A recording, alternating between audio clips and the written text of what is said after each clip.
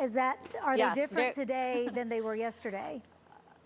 Oh, night and day. I mean, to be honest, I think, like I said, everybody is very shocked that it happened this quickly. I was told through the grapevine that the prosecution perhaps was thinking maybe Monday or Tuesday. So I'm sure it's probably even stunning to the prosecution that this verdict came back that quickly. But yes, it was a night and day difference between the defense team yesterday and today. Yesterday, they were out here high-fiving each other, hugging each other. Today, when they walked in, stone-faced, walking straight by the cameras, not saying anything.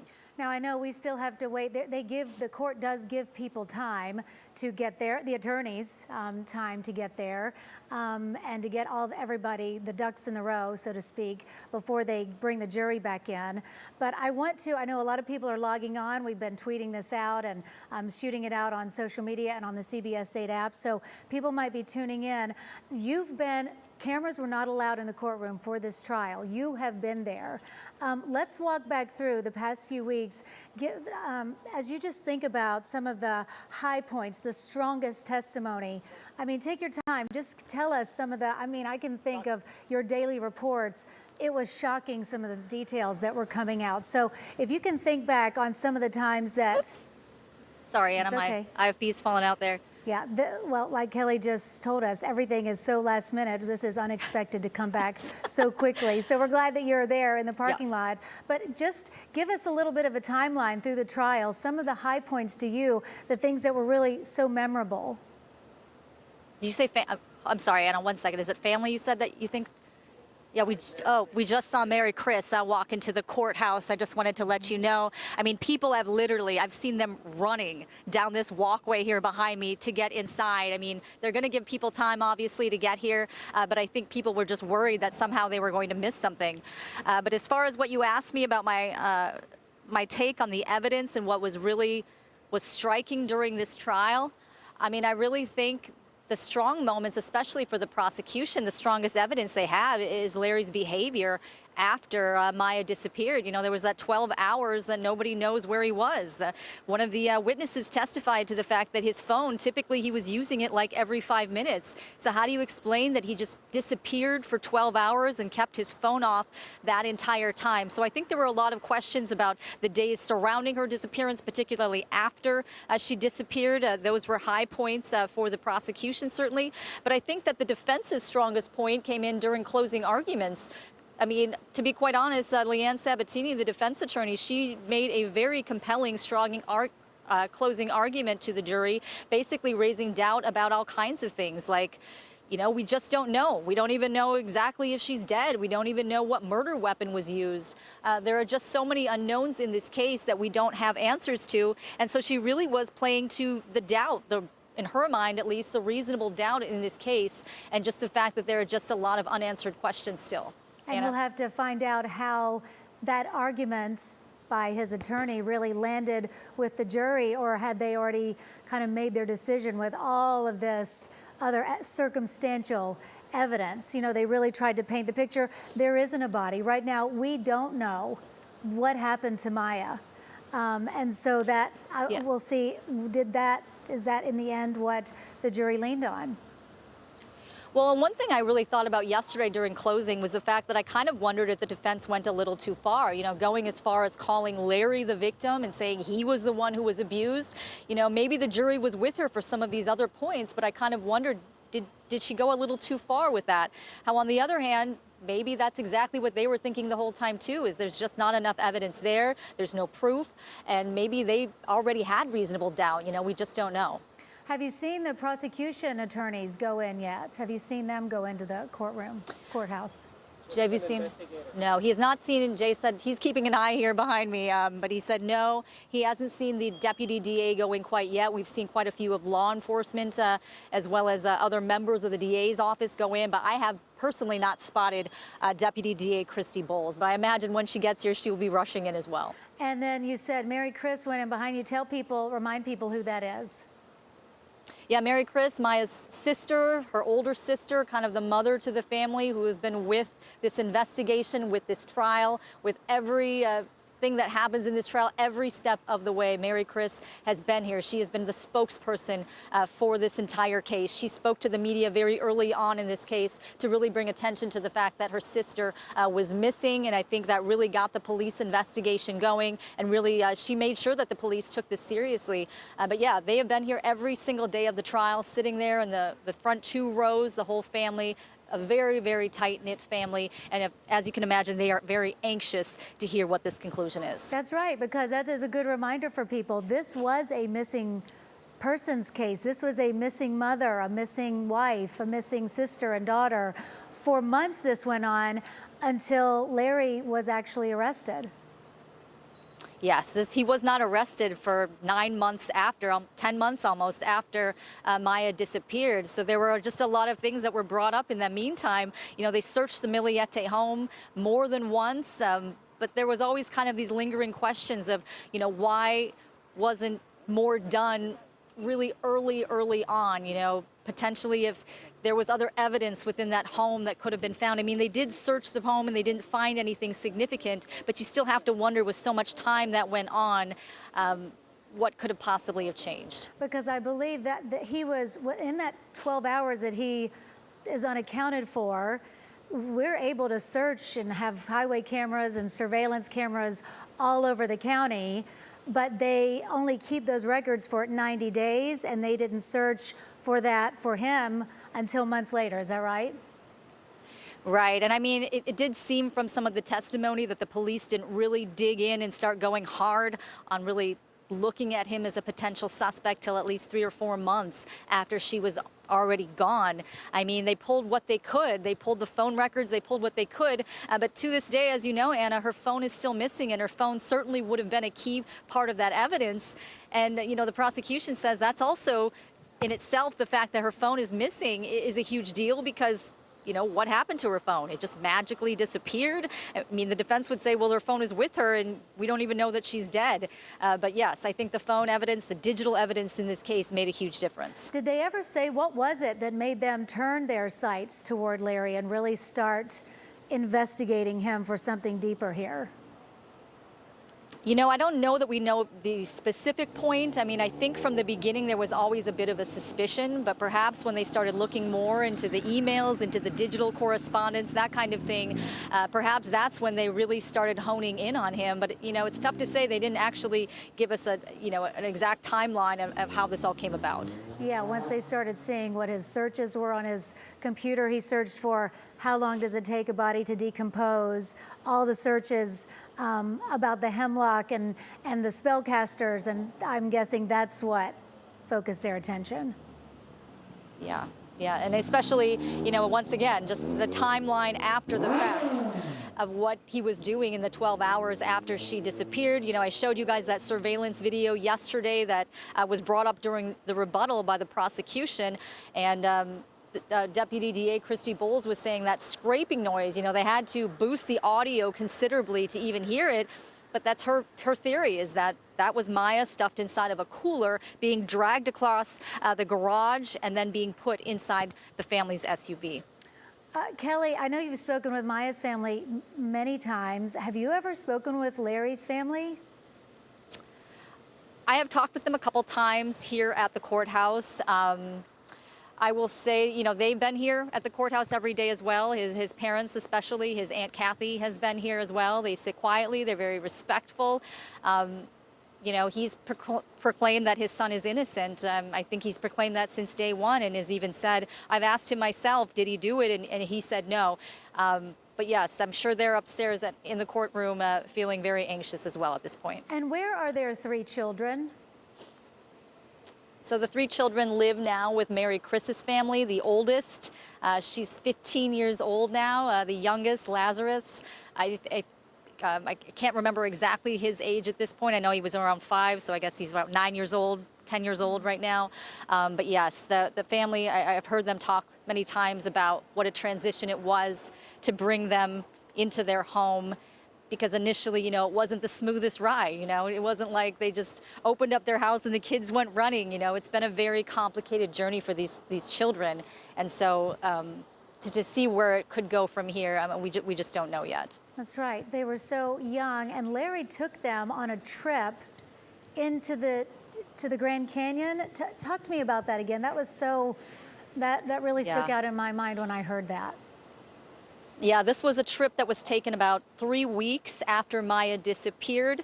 They left at about 11:30 or 1:30, excuse me, in the afternoon, drove straight to get to the Grand Canyon. They arrived, you know, around 11:30, 12 o'clock or midnight or so, and then left the Grand Canyon at around 1 in the afternoon the following day. So imagine taking 3 young kids on a car ride that's like 24 hours long and then turning around to come home. I mean, Christy Bowles called it a weird trip to the Grand Canyon, and her speculation was that he crossed that area.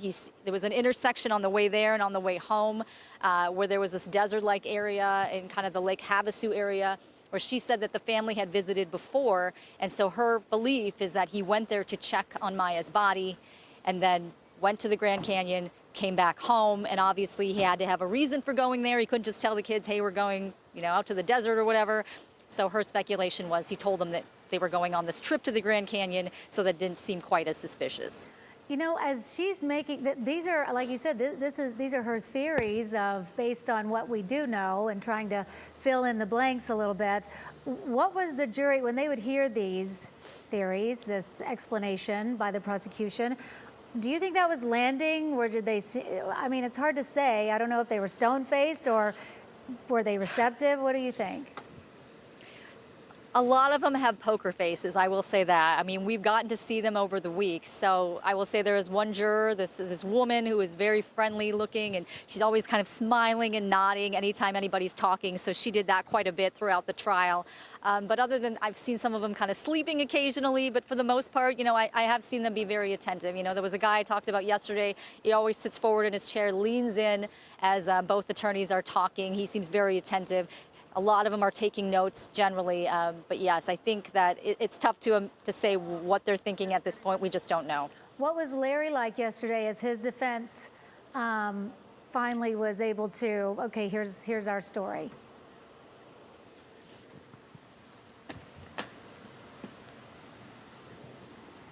I'm sorry. All right, Kelly, you know what? I think what we're going to do. Yeah, go ahead.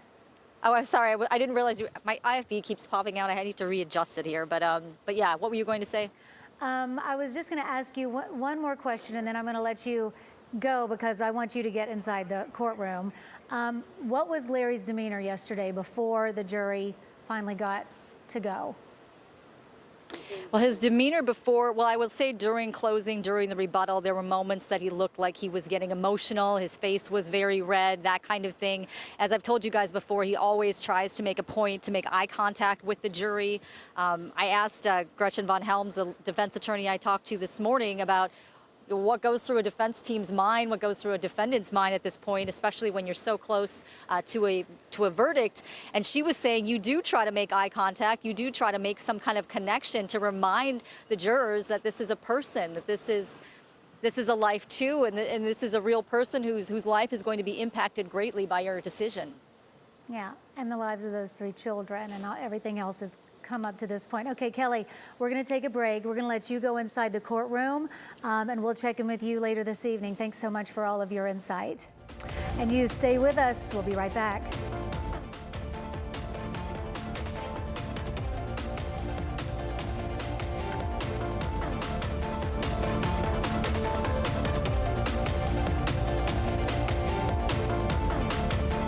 San Diego, every hour spent mowing is an hour not spent with family. Hi, I'm Carla, founder of Big Billy Turf and the creator of Effortless Flow by Card. Effortless Flow's exclusive design features optimal drainage. And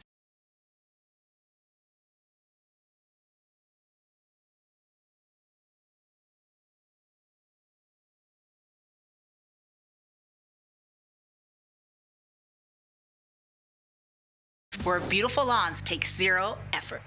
This July, it's time to declare independence from high energy bills. American Vision Windows is helping you celebrate with our biggest savings of the summer. Take $1,776 off your new windows and enjoy the comfort, energy efficiency, and curb appeal that come with an upgrade built for California homes. Quality workmanship, award-winning service, and unbeatable value. Call, connect with us online, or visit an American Vision showroom today.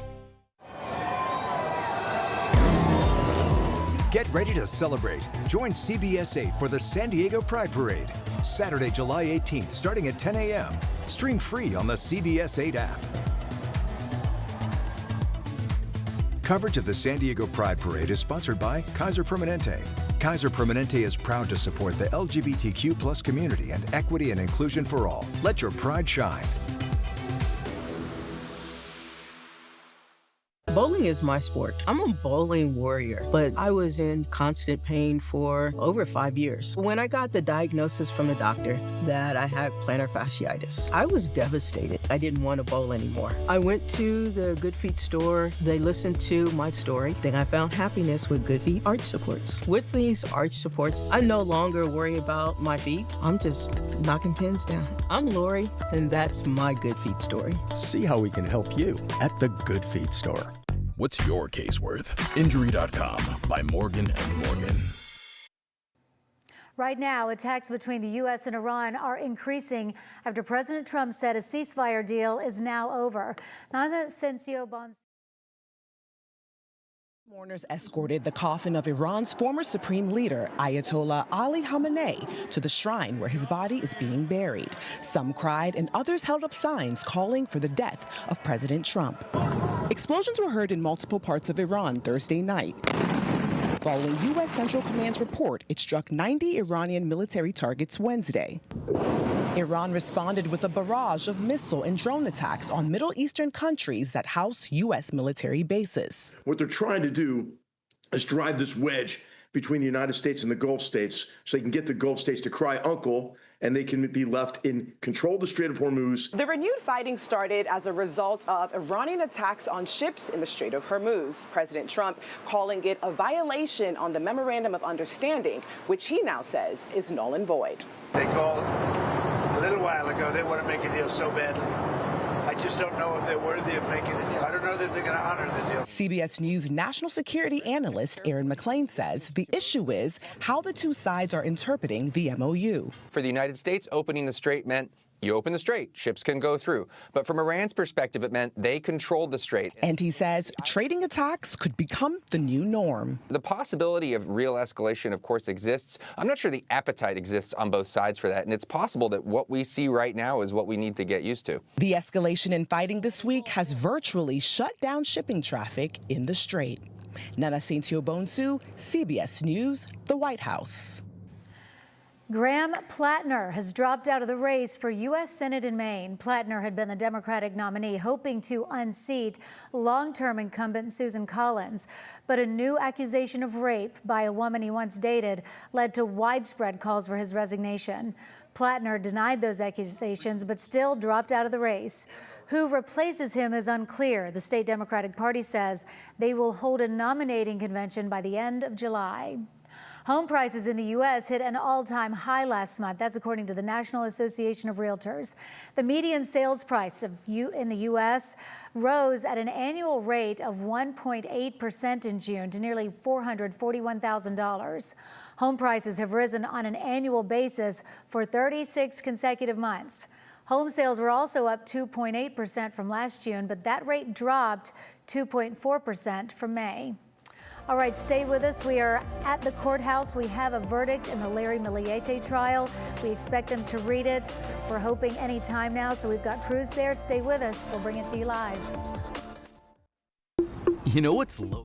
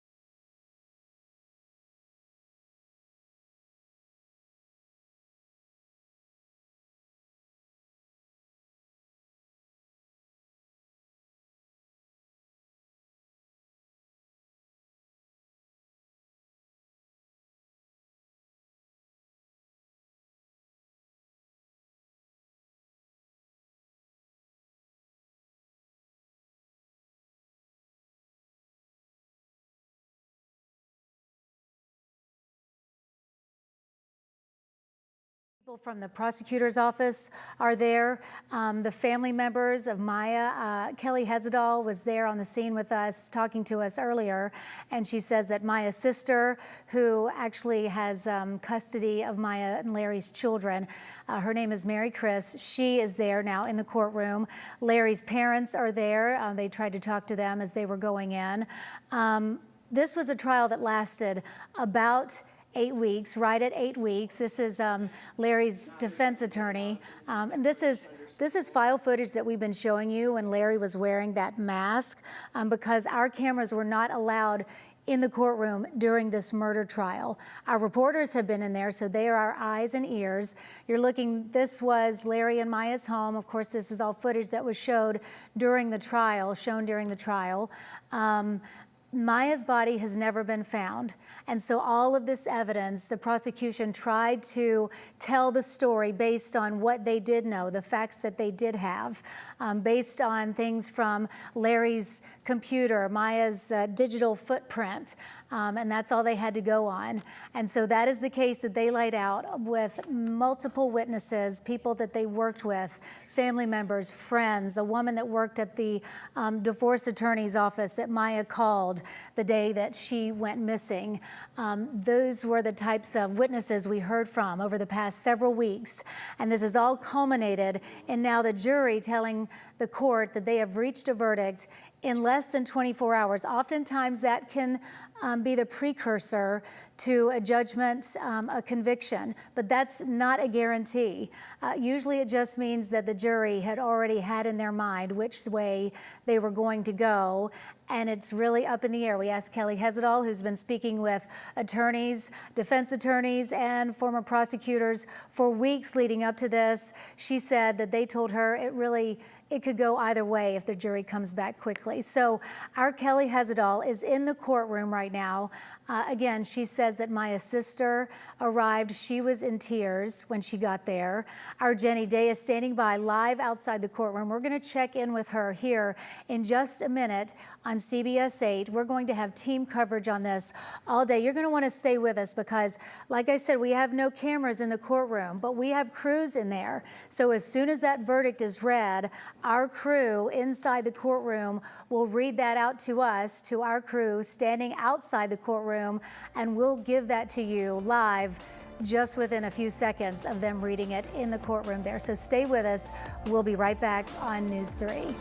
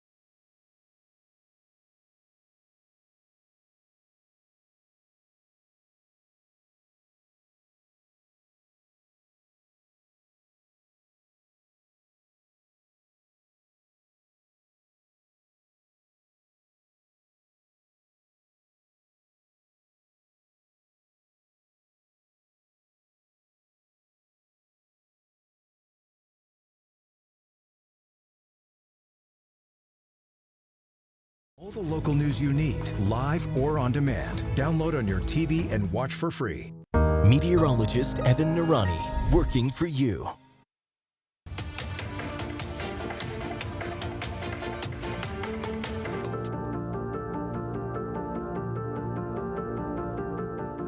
We come on the air with breaking news this afternoon. A verdict has been reached in the Millete murder trial. Thanks so much for joining us. I'm Anna Laurel. About an hour ago, we learned the jury had reached its verdict. We'll have team coverage all night breaking down this decision. Let's start now with our Jenny Day. Jenny has been following this case closely. She's been inside the courtroom for weeks. She joins us live from outside the courthouse right now with the very latest. Jenny? So yeah, Anna, it sounds like jurors deliberated for just about 6 hours in this case following 8 weeks of testimony. I'll give you kind of a play-by-play because we do have a crew inside the courthouse, outside the courthouse, and so we are just, of course, eager to hear this verdict. I am being told that the judge is speaking right now. Jurors were just brought into that courtroom, and just moments ago, again, we were all given a short amount of notice that this verdict has been reached. And so just minutes ago, really, we saw Maya's family enter the courtroom, Larry's family enter the courtroom, both sides, the defense and the prosecuting attorneys. And we actually do have a little bit of audio from them. Again, just heading into the courtroom, emotions are very, very high right now. 5 years in the making. Here we are. Thank you. Thank you, media. Thank you, guys. Thank you for always there for us. Thank you. That's all we could Watch say. your step. Watch Thank your you. step. Thank you. Only God knows. That's it. Again, you heard there from both sides of the family, the Tabalanza family, Maya's side, as well as the Millietes. They have been in court every single day. Both sides of this family have been in court supporting each side. We again do have a reporter and a photographer there inside the courtroom, so I'm just reading live on the air right now. I'm being told that 6 deputies are in close proximity to Larry at this time. There's about 100 people inside the courtroom. They have an overflow room that is open. The vibe is again tense, and we are being told that they are quite nervous for the verdict. The family is holding hands, and we are told Mary Chris, who you've heard a lot from over the years, that's one of Maya's sisters, that she was crying as she was walking into court. Again, I'm being told that the family is all holding arms as they patiently await a verdict. Maya has been missing for 5 years and 6 months now. You know that this has really just gripped our community, and so we are closer than ever to learning the fate. Jurors were able to consider a variety of charges, everything from premeditated first-degree murder, meaning that he planned Maya's death, all the way to involuntary manslaughter. For example, maybe he accidentally gave her this poisonous plant that he had researched. Everything from hung jury to not guilty could also, of course, be possibilities. Again, if you are coming on the air with us right now, this is breaking news. The Larry Millete murder trial, a verdict has been reached. And we Jenny, do not know what it is quite yet. I want to, so I'm going to catch viewers up to speed. A lot of people realize now that we do not have a camera inside the courtroom. Cameras were not allowed. That's why you and Kelly Hezedal have been in there every day. You are our eyes and ears. And so Kelly is inside right now while you're outside talking to us. She says that the jury is in the room at this point. So as soon as that verdict is read, I want people at home to know, as soon as it's read, they're going to read it to you in your ear, you're going to hear it, and then be able to give it to us on the air immediately. So we'll have that just seconds delayed. And again, like you said, I'm getting live text messages from our crew inside right now. 3:33, the judge just announced that the court is in session. They are coming to order. So again, keep it here. We really are just minutes away. You know that there's just been 2 months of emotional testimony. The prosecution took nearly 7 weeks to present their case, calling 67 witnesses. The defense taking just 1 day and calling just 3 key witnesses. I'm just kind of going to read this to you live on air. This is happening right now. The judge is saying that there will be zero tolerance for outbursts, that this he understands is emotional. I'll remind you that Larry is surrounded by 6 sheriff's deputies, and he is telling the gallery right now, those in the courtroom, again, more than 100 people are here to hear this verdict, but he is telling them that they must be as silent as possible. If you cannot, he's encouraging people involved with this case to step outside. We really are just minutes away. Again, jurors deliberated just 6 hours following 2 months of this trial, Anna. And so you're getting from the crew inside, so this is what it's going to look like if you're watching this at home or online at work, is that our crew inside is giving the text straight to Jenny, 3:33. The judge called the court into session, and now we are just waiting for this verdict to be read. Of course, he'll go over all of that and talk to the jury. What are they telling you now, Jenny? Well, we know that jurors were encouraged to reread all the spells. They were encouraged to rewatch all the surveillance. And I understand right now that that they had to choose a juror foreman, someone to kind of lead the pack, if you will. And he has now handed the letter to the bailiff. I remember them going carefully over how they would need to fill out the form once they had reached a verdict. I can see Kelly typing right here, right now. But you know, all along, Maya was having an affair. She had filed for divorce the very day that she disappeared, and that has been the prosecution's case, that she wanted out of her marriage, while the defense has said all along. We are hearing right now that Larry Millete is guilty of killing his wife, Maya Millete. I am being told that people are crying in court. First-degree murder. Larry Millete, again, this just in, breaking right here, right now, in Chula Vista, right out front of the courthouse. Larry Millete guilty of first-degree murder, meaning that he premeditated, he planned the death of Maya back on January 7th, 2021. Guilty of first-degree murder. I'm being told that people are crying in court. My colleague writing here that there is no visible emotion from Larry. Again, jurors taking just 6 hours to deliberate this case, finding Larry Millete guilty of first-degree murder. Jurors had other options, all the way from involuntary manslaughter, and again, they have found him guilty of first-degree murder.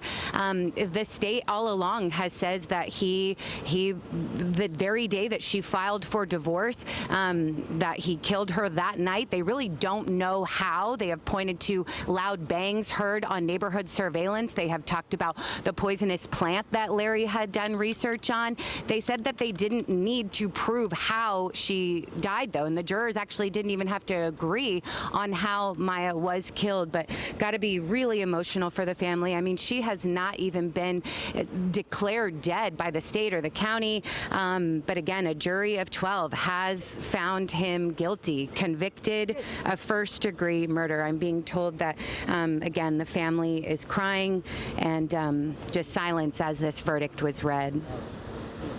And the judge called it into session, Jenny, and less than 10 minutes later, Larry Millete, after all of these years, the disappearance, the not even declaring her dead by the county. Months later, Larry was started to be really investigated and finally arrested. And all these years later now, guilty of killing his wife, Maya Millete, first-degree murder. The couple has 3 young children. Again, this was close to even 6 years ago now, so these kids are much more grown, and that's one thing that they continued to point to, that Maya would have never left her family. She would have never left her children. The very day after she disappeared, she was set to go to Big Bear. They had a snowboarding plans for her daughter's birthday. She was so close with her children. Just a wonderful mother. And again, really, we need to remember that they are the true victims in this case, now losing both parents, if you will. That's That's right, and they do live, I believe that, and Jenny, you may have seen her when you were still inside the courtroom. You saw her sister, who has custody of those three little children, that she went inside, and even before the verdict was read, I believe Kelly sent out the message saying that her sister was already emotional and crying. You know, Mayor Chris has been so kind to us over the years and has done interviews and just really kept Maya's story alive. And that's all they have said, is they just want to know the truth. They want justice for Maya. They want to know where she is. They want to bring her home.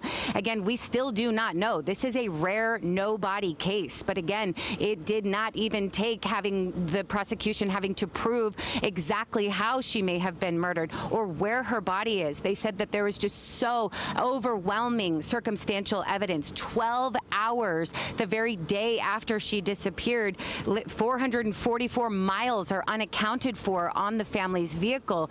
You know, just lots of text messages and files and folders had been deleted, and you know, there was just an overwhelming amount of circumstantial evidence. So I think that some people were nervous that it might not have gone this way, because you know, we did not have surveillance video showing Larry actually taking her body to the desert, as prosecutors have alleged. But again, a jury of 12 people have all concluded that Larry Millete is guilty of premeditated murder. That does come with a sentence up to 25 years to life in prison. I just want to take a quick look at my text here right now. My colleague, again, Kelly, inside the courtroom right now, telling us that people are hugging inside. Again, the family just very emotional, understandably so. And I do want you to know that both the prosecution and the defense, the attorneys in this case, have agreed to do interviews with us. We will certainly try to talk with jurors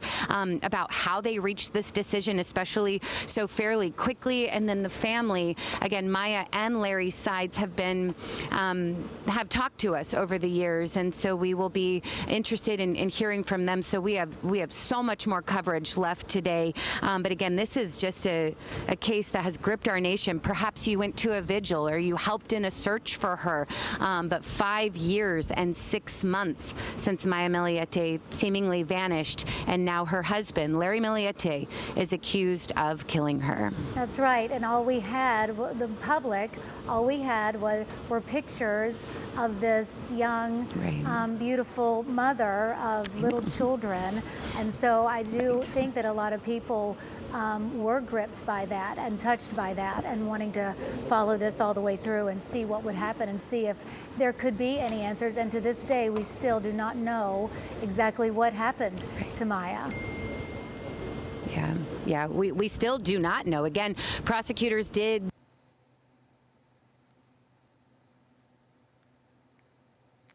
All right, so we've had a hit in the live shot. Of course, we're going to get that right back up for you.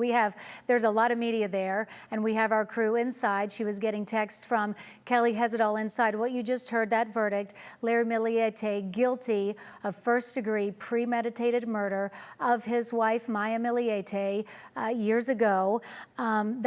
The judge called us into session at 3:33 this afternoon, and within about 5 minutes, he had read that verdict. And so the jury took less than about 6 hours to deliberate, which makes you think that they really went into that deliberation with already what they had in mind, that the prosecution had made its case strongly. So we're going to take a quick break. We're going to check in with our crews. We've got you just seconds of the verdict, so we'll go right back out to them in just a minute. Stay with us. We'll be right back.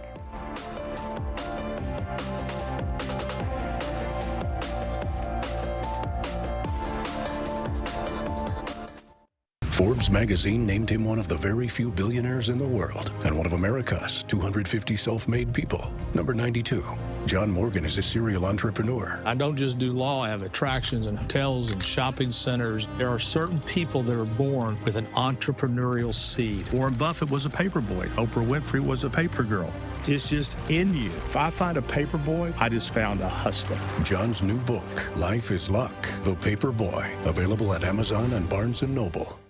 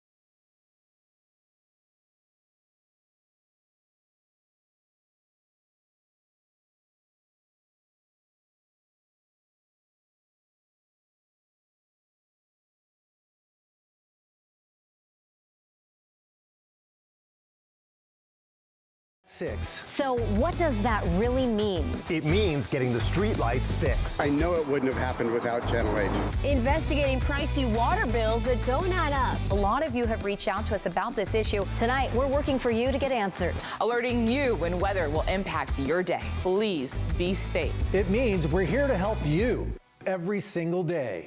CBS 8 News live at 6, working for you.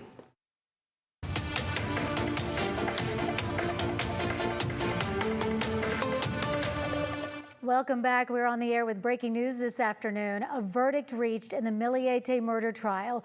A jury finds that Larry Millete is guilty of murdering his wife. Let's go back out to our Jenny Day. Jenny's been following this case closely. She's been inside the courtroom for weeks. She joins us live from outside the courthouse. Our crew is we have another crew inside the courthouse. They basically read the verdict to Jenny live, and she read it to us on the air. Jenny, what are you hearing? I am hearing right now that there are cheers outside of the courtroom, just a lot of emotion, people just clapping and cheering for the prosecuting attorney, Deputy District Attorney Christy Bowles. She is the one who led this case and secured a conviction, first-degree murder for Larry Millete. Again, Maya is at the center of this case. Her body still has not been found 5 years and 6 months later. So there is a lot of relief from this family who I have talked to day in and day out. They, I understand it's a sea of green in the courtroom today. That was Maya's favorite color, and they are just cheering at this verdict. Again, no one wins in this situation here. Again, Maya is still missing, but I'm being told that Christy Bowles, again, the Deputy District Attorney who led this case, has tears in her eyes. The family has been crying, just hugging each other there inside the courtroom with this first-degree murder verdict just coming in. Again, we have waited years. Our entire community, especially this family, has waited so long. And, you know, jurors, that was one thing that actually prosecutors pointed to, is that so often people say no body, no case, but the prosecutor said, you know what, this only drives home the point that it was pre-planned because he did such a successful job burying her body. The prosecuting attorney saying that he should not be rewarded for successfully burying her body, that this was planned, and that if she had, you know, died in some other way, that we would have found her body by now. Again, been close to 6 years in this case. Premeditated murder comes with a possible sentence of 25 years to life. I'm also being told right now that it looks like Larry's kind of holding it together himself and holding back tears. He has shown very, very little emotion all through this trial. You know, when so much was coming out about spellcast requests, and really even the defense said these were not normal requests, not a particularly normal way to go about trying to save your marriage. And again, they just asked the jurors to go over that evidence over and over. We actually didn't even have a lot of surveillance images, you know, just a few from the neighborhood where he was backing into the garage around 6 o'clock the very day after she disappeared. She was last seen walking into her home around 5 p.m. January 7th, 2021, and then she last made a phone call around 8 o'clock. Prosecutors say she contacted a divorce attorney that very day, and again, that is when Maya then disappeared. The next day, Larry left for some 12 hours without his phone.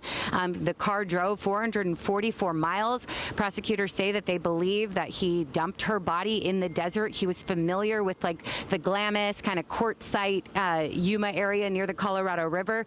There have been extensive searches over the years, but still no body. And again, that did not matter today. Jurors actually did not even have to agree on how she may have been killed. Again, prosecutors pointed to loud bangs heard on neighborhood surveillance. There was a small vial of a poisonous plant called hemlock found in the Millete home.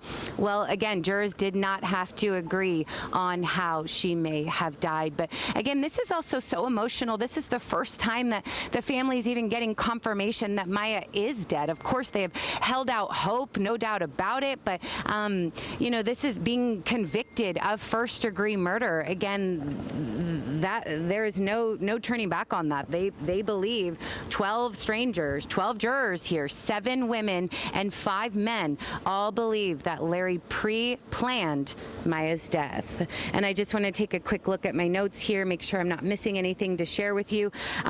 It sounds like court is now in recess. It was a quick read of that verdict. Again, a lot of family just really joyful.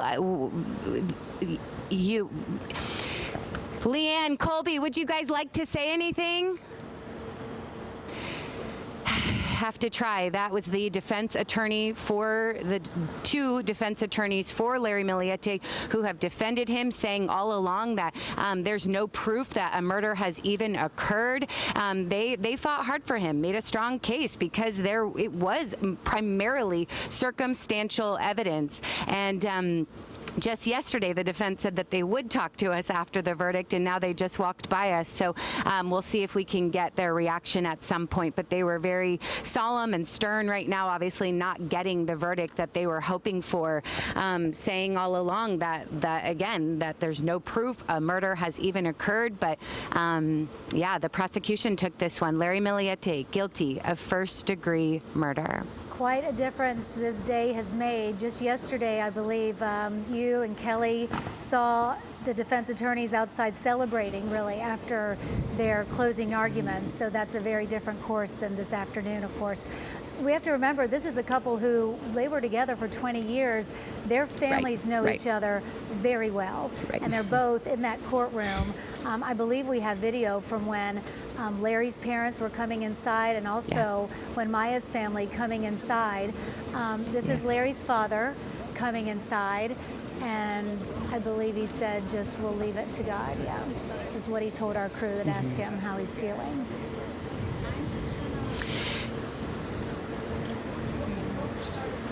And then also okay, I was wondering if we were coming in. Yeah. Go ahead, Jenny. Yeah, like you said, they were just holding each other, kind of making lots of prayer hands, lots of tears.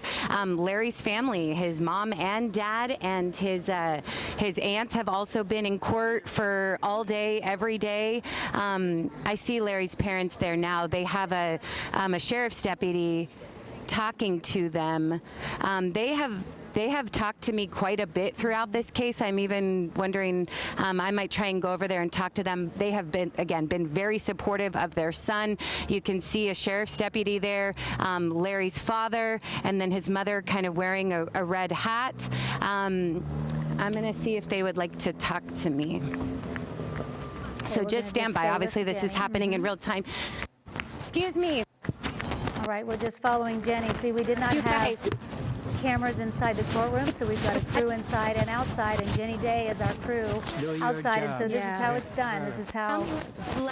To your family or anything at all. Jesus was condemned by the world.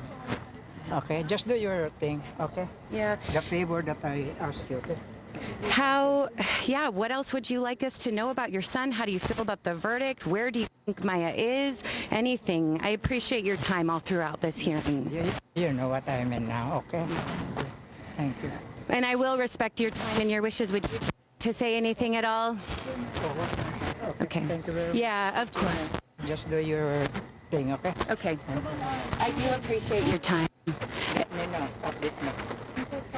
Again, this is Larry's parents here, and would you like to, you told me to look into? I'll ask my auntie.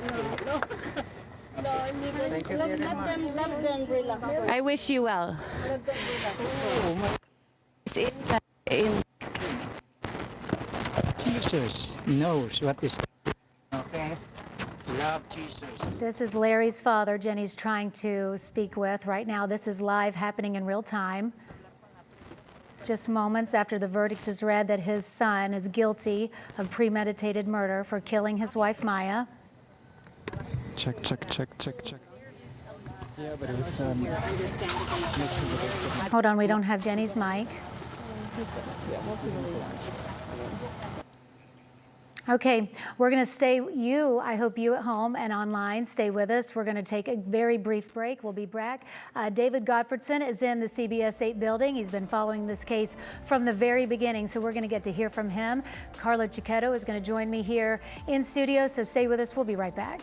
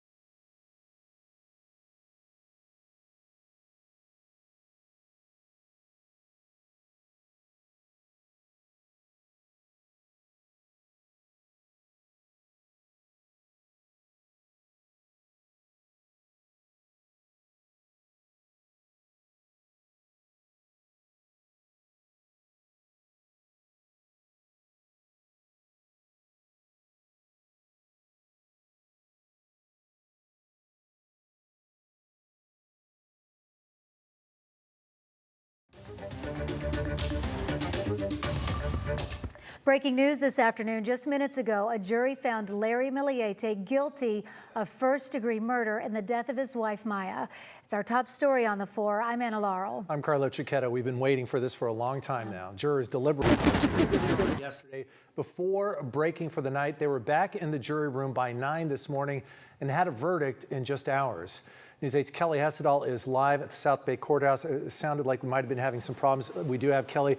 Kelly, a huge moment. What was it like in that courtroom when the verdict was read?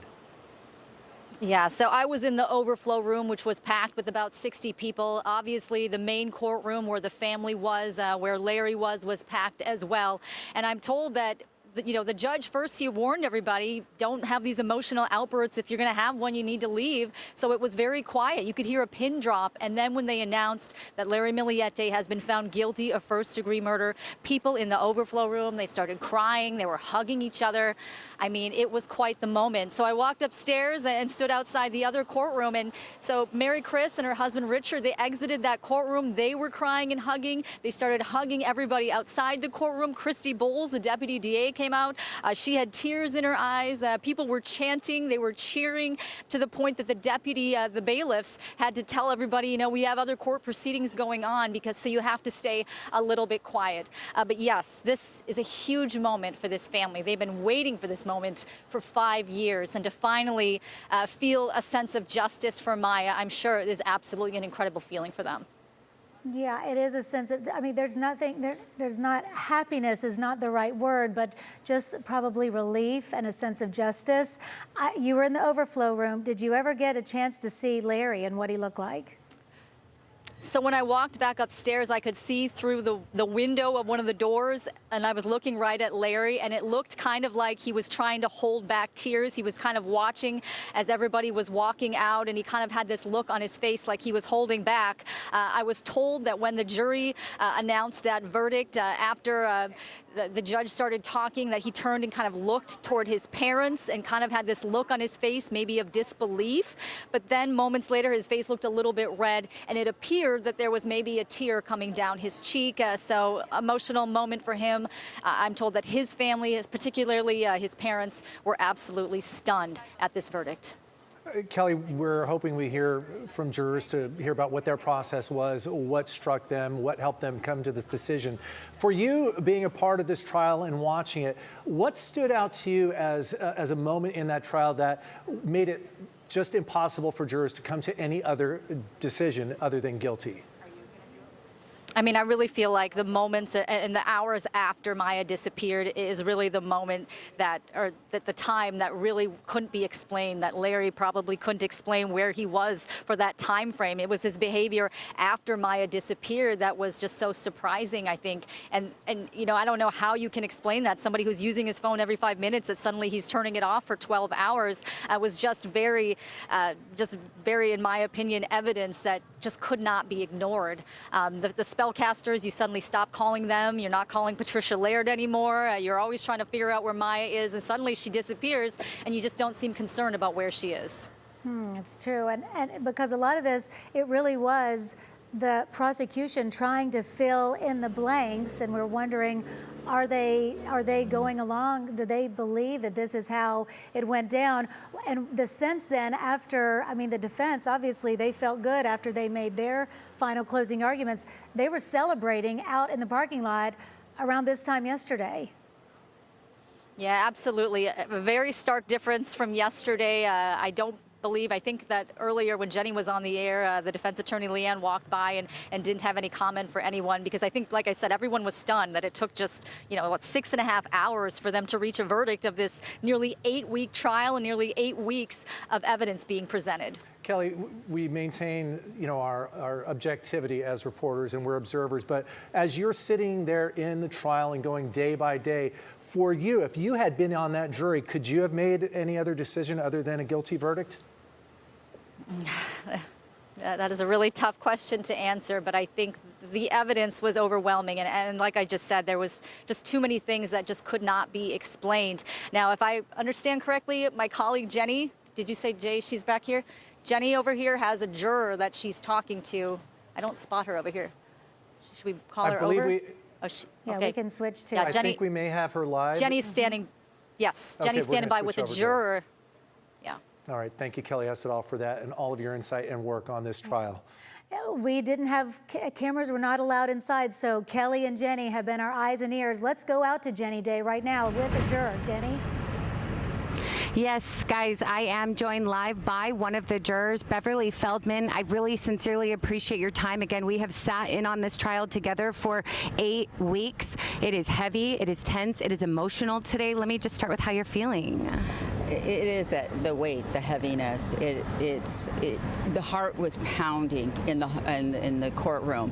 I was in there for those 8 weeks and went in to do my job and all, but today was totally different because we had reached a unanimous verdict and we knew what it was going in there, and our hearts were just pounding. Mine was just pounding. Understandably so. When you first got in that room, what was the most damning evidence? What all collectively could you agree on right away? Well, the first thing we did when we got in the room was to go through all of the witnesses, and there was 70 witnesses. And then it was going around each person for 3 minutes. Everybody got time, 3 minutes, to start sharing. And what we found out that we were pretty much, as we got around the table, on the same page. There really wasn't, there was evidence that wanted to be looked at again, and which we did. We took it very seriously. Any questions that anybody had, and today, after lunch, was our first vote, and we did it privately, all by paper, and it was unanimous. What for you stuck out? Because so much of this case has been circumstantial. 12 hours the day after she disappeared. His phone was off. 444 miles unaccounted for in the car. What for you stood out as like, you just can't get past this? If Larry had been at work on the 8th, and he said he was, but he wasn't. If Larry hadn't disappeared for almost 12 hours, which he was unaccounted for, if his phone would have been on, those are the things. If he hadn't repositioned the vehicle and left it around 6:30 in the morning, and so those were things that just couldn't get around the means, the motive, and the opportunity. And I understand you did not have to reach a unanimous decision when it comes to how she may have died. Prosecutors suggested maybe the loud bangs were gunshots. They also pointed to a vial of hemlock, a poisonous plant found in the home. What for you, how do you think Maya died? Hemlock was in the home, and I don't have that poison in my home. So it's a possibility. And then it's a possibility of strangulation. We saw the weights in the garage of 45 pounds each, plus the bar, and the bench was no dust on it. He was physically, in our opinion, able to, with Maya being under 100 pounds. So as far as how exactly did he kill her, and we didn't have to come to a unanimous decision on how he actually did it. Where do you think Maya is? I think she is out in the desert. I think it's because it's familiar to him, to Maya, and I would think in a way to honor her, to put her in a place that she really enjoyed, in a place knowing the kids would go back with family members. That's where I would think, and that was the 444 miles. And if you go over to the Colorado River, as Investigator Rhodes had investigated, it seems like that would be a pretty probable place. What did you make of his demeanor? Because he stood, again, so much of the video that we've shown you is Larry in a COVID-style mask because cameras have not been allowed in the courtroom for the actual trial, just the preliminary hearing. So, but you well know, I mean, he stood at attention and smiled at you every single time you entered and exited the courtroom. What did you make of his demeanor? I think he's a master manipulator. I think he's very good at what he does. And I think that he may have thought that he could get away with this too. And you can see through the testimony and the witnesses. And he was always nice and kind. Well, true. But no, the conclusion, master manipulator. Was there contention in your deliberations? Like, were there any sticking points that someone said, I just can't get past this part? Well, there was, until it was pointed out he was a corpsman. It was about the poison. And what the sticking point was, what's the amount? And we had the witness saying, it's so small, we can't test it on anybody because it can kill them. And so it was, what is that amount? And then when it was pointed out, but he's got a background. And then it was, that was the change right there. Okay, he should have or could have known that that insignificant amount could cause death. What about the spell cast? That's a unique angle in this case where defense pointed to him just wanting to save his marriage in a very unusual way. If he wouldn't have done the spell cast, we probably wouldn't be here today. We wouldn't have this decision. What he did, when the Wiccans come into court and tell you that we wanted away from him, when you have a group that had blocked him, and then you have another one that has come in, Frank Peavy, that says, look, I was just trying to be nice so he couldn't give me a bad review, and until he wanted to get, that says something when they even want to get away. But no, he out of his mind, he put it all on paper, and it was devastating. And I mean, just to give you some backstory, there were about 20 spellcast requests like several months before she disappeared, and then the day before, up to 400 requests for spells. Yeah, and you could see that like with his sister-in-law, Genesis. He just repetitive, just not normal behavior. And when he did it then with the spellcast, you could see through the pattern that he went to the family, went to Genesis, and then when he went on the spellcasters, and then what the big deal was, on January 7th, January 8th, it stopped. It was like, he's like, no more about May. Hey, all my extra ones, put it on Jamie Laird. Let's talk about that. Everyone knows that Maya was having an affair. She wanted a divorce. She had contacted an attorney the very day that she disappeared. Defense kind of suggested that Jamie Laird, her affair partner, had not been thoroughly investigated. What did you make of his testimony? Even his now ex-wife testified. A lot of emotion. First of all, I was very impressed with Mrs. Laird, the divorced wife. What a professional. She gets that call on January 5th, right before she's going into delivery, and Larry starts in, and then what she hears, it was a lifeline, but May didn't reach the hand to her because she said, he's crazy. And she said, I switched over to the law enforcement, and I asked her, do you need help? She recognized, because she had been getting all of those calls from until she had to block him and block him and block him. And she reached out to him, and she was great with child. And so we had a lot of compassion for her. I'm sorry that it didn't, I'm sorry how the marriage worked out for them. And I'm sorry that May felt that she needed to reach out for somebody for protection. And I think that that's what Jamie became for her, to help break away from this relationship with Larry. Yeah. That's just what I think about that. No, absolutely. Again, you guys just deliberated for about 6 hours, maybe even less. And Larry Millete guilty of first-degree murder. So let's go back to that. How did you? Was there ever talk about second-degree murder? Was there ever talk about involuntary or voluntary manslaughter? Or are you just right from the gate? The one in the second-degree point was about the poison and the milligrams. What would it take? And then the juror wasn't quite sure, but wanted to make a proper decision. But when he found out, going through the discussions of what all first-degree murder and what we were looking at, he then said, I see it as first degree. Defense also pointed to the fact that Maya could have technically left on her own. That surveillance cameras in the neighborhood might not have captured that. I mean, she would have had to jump over her backyard fence and walk down a drainage ditch. Just unfathomable. The defense started with that from day one on their opening, and theirs was she probably left over the back fence, and number two, the affair. And that was their theme. And so, no, when we looked at that back fence and we saw the drainage, and then when the defense brought in their investigator and the prosecution said, did you do this at nighttime? Did you do this with it? And he hadn't. And so to us on the jury, it's like, it's unreasonable. She was a tiny little thing. It wasn't conducive to go over that black wrought iron fence. So no. And then they asked that investigator, did you watch all of the footage that the prosecution and they had put forward? And he said no. And we're sitting there thinking, how can you be here and you haven't even looked at everything did you look at the testimony that we've been listening to?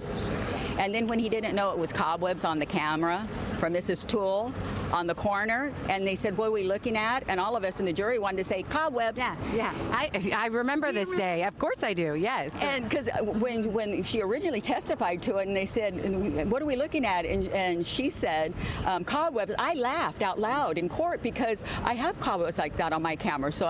But he didn't even know there were cobwebs. Well, I understand the prosecutors prosecutors are getting ready to speak now, so I sincerely appreciate your time. I do want to keep the focus on Maya again. Prosecutor saying she would have never left her family. Any final thoughts? She would have never left her children. She would have never left her family. Never. I sincerely appreciate your time. I'll toss it to my colleague now, to the prosecutors. Friends, and especially her 3 children. No verdict can erase the pain of losing May or the years of uncertainty that have endured. But we hope today's outcome provides a measure of justice and accountability. This was a complex case that required years of relentless investigative work.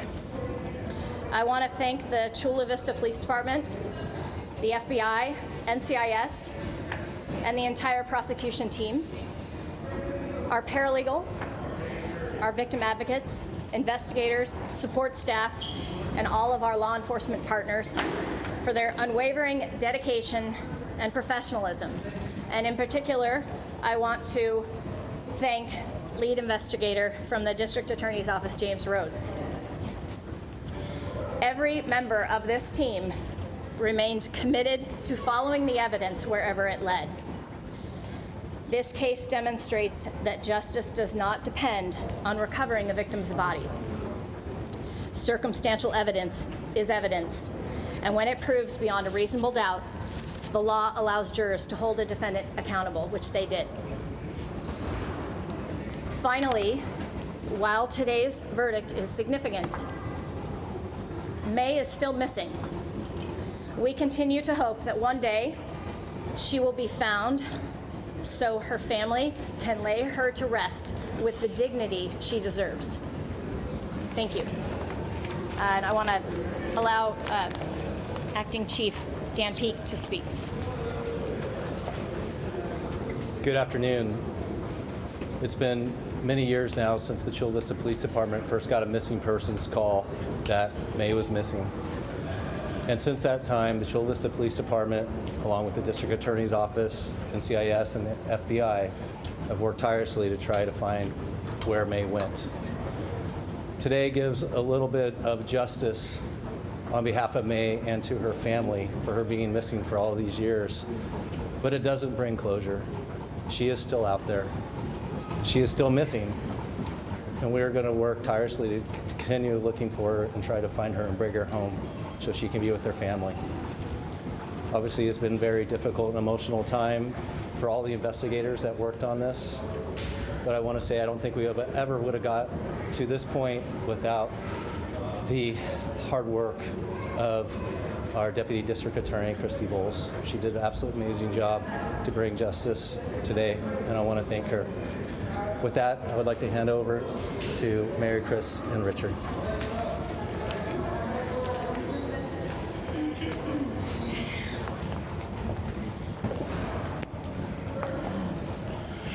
I honestly, I told Christy earlier, I did have a little note that I was going to read, but my phone died.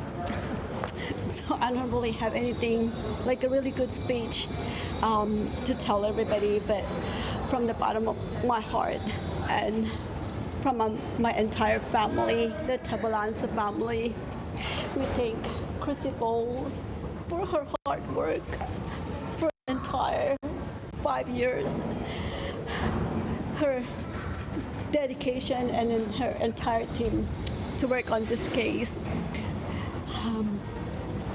I can't take them enough for the hard work, and I know she probably have sleepless nights too working on this case, and also her entire team. But thank you so much for your dedication. Justice probably have been served today, but we still have my sister out there.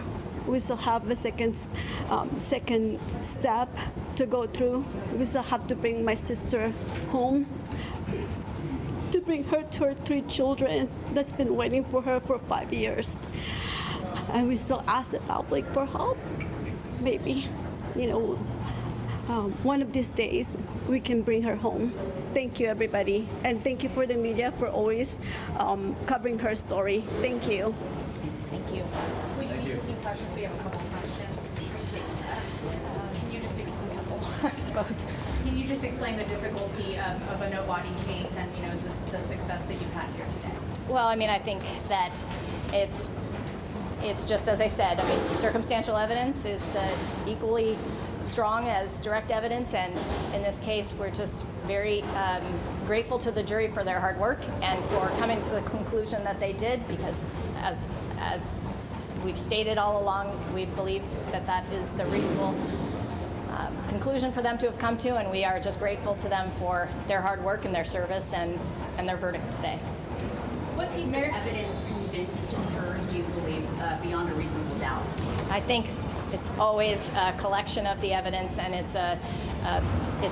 it's the totality of everything, which is what their job is, and I think that's what they did today. And again, it couldn't have been presented without the hard work of the investigators that are standing beside me and the entire investigative team. What does this mean to you personally? I mean, this has been 5 years of your life. I mean, it's an honor to do this job and to work on behalf of a family like this, and I think for all of us, it's just been an honor to try to do whatever we could on their behalf and to bring justice to their daughter, their sister, their aunt, their loved one. What do you make of how quickly the jury returned its verdict? I'm not going to speak to that. I just am grateful again that they reached the conclusion that they did, and I think it's just a good resolution for justice for May and her family. Are you prepared for appeals? I mean, we're prepared for anything. Mary, can we ask you a couple questions? I think it's been a long day, so I think and a long 5 years. So I think we're gonna let the family have some time for themselves. But we are grateful to all of you, and thank you. Thank you, everyone. If Larry does decide to show you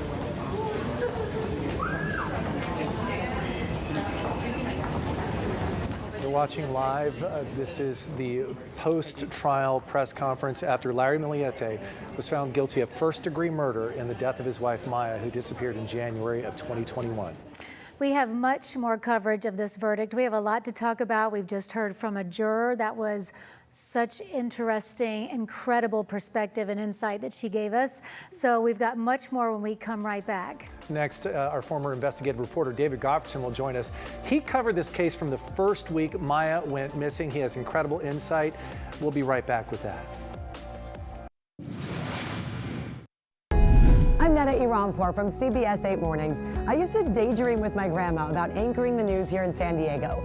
And now being able to raise my kids in this community is the honor of a lifetime. I'm also a meteorologist with a deep passion for our environment. That passion fuels me every morning. It's how I help you start your day informed, prepared, and feeling connected. And when news moves fast, you need a team that's working fast for you. Make the move to CBS 8 Mornings, weekdays from 5 to 9, anywhere you watch. The law requires most commercial vehicles to carry big insurance policies. So whether you're hurt by a delivery truck like this, or hurt by a dump truck like this, or big bad monster trucks like these, you could have a big case worth big money. That's what my brother and I do. We win big truck cases. We've won hundreds of millions of dollars for our clients. Call us. We're the Law Brothers. Call 1-800-222-2222.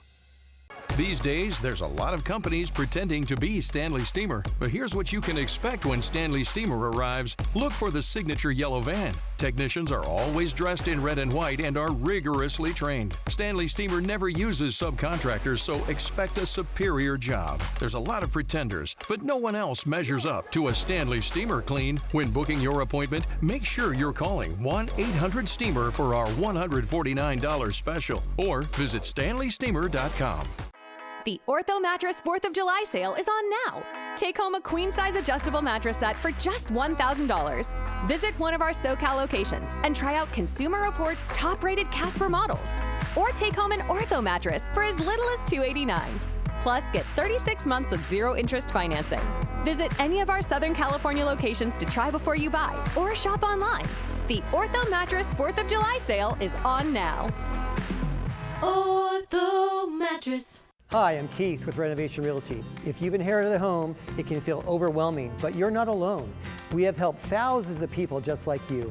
Our job is to get you and your family the most net cash for your home. Call Renovation Realty today to get a free consultation. I was going through it with my mental health. I went to the It's Up to Us site and found tools I could use on my own. Help from a professional. It's help that feels right for me. Find help that feels right for you at uptosd.org. What's your case worth? Injury.com by Morgan & Morgan. We're joined right now by former CBS 8 investigative reporter David Goffredson. David was on this story from go. David, you were in here in the studio with us. We were watching Jenny Day interview that juror, and as soon as Jenny brought up the defense's argument, she immediately just started shaking her head. No, they weren't buying it.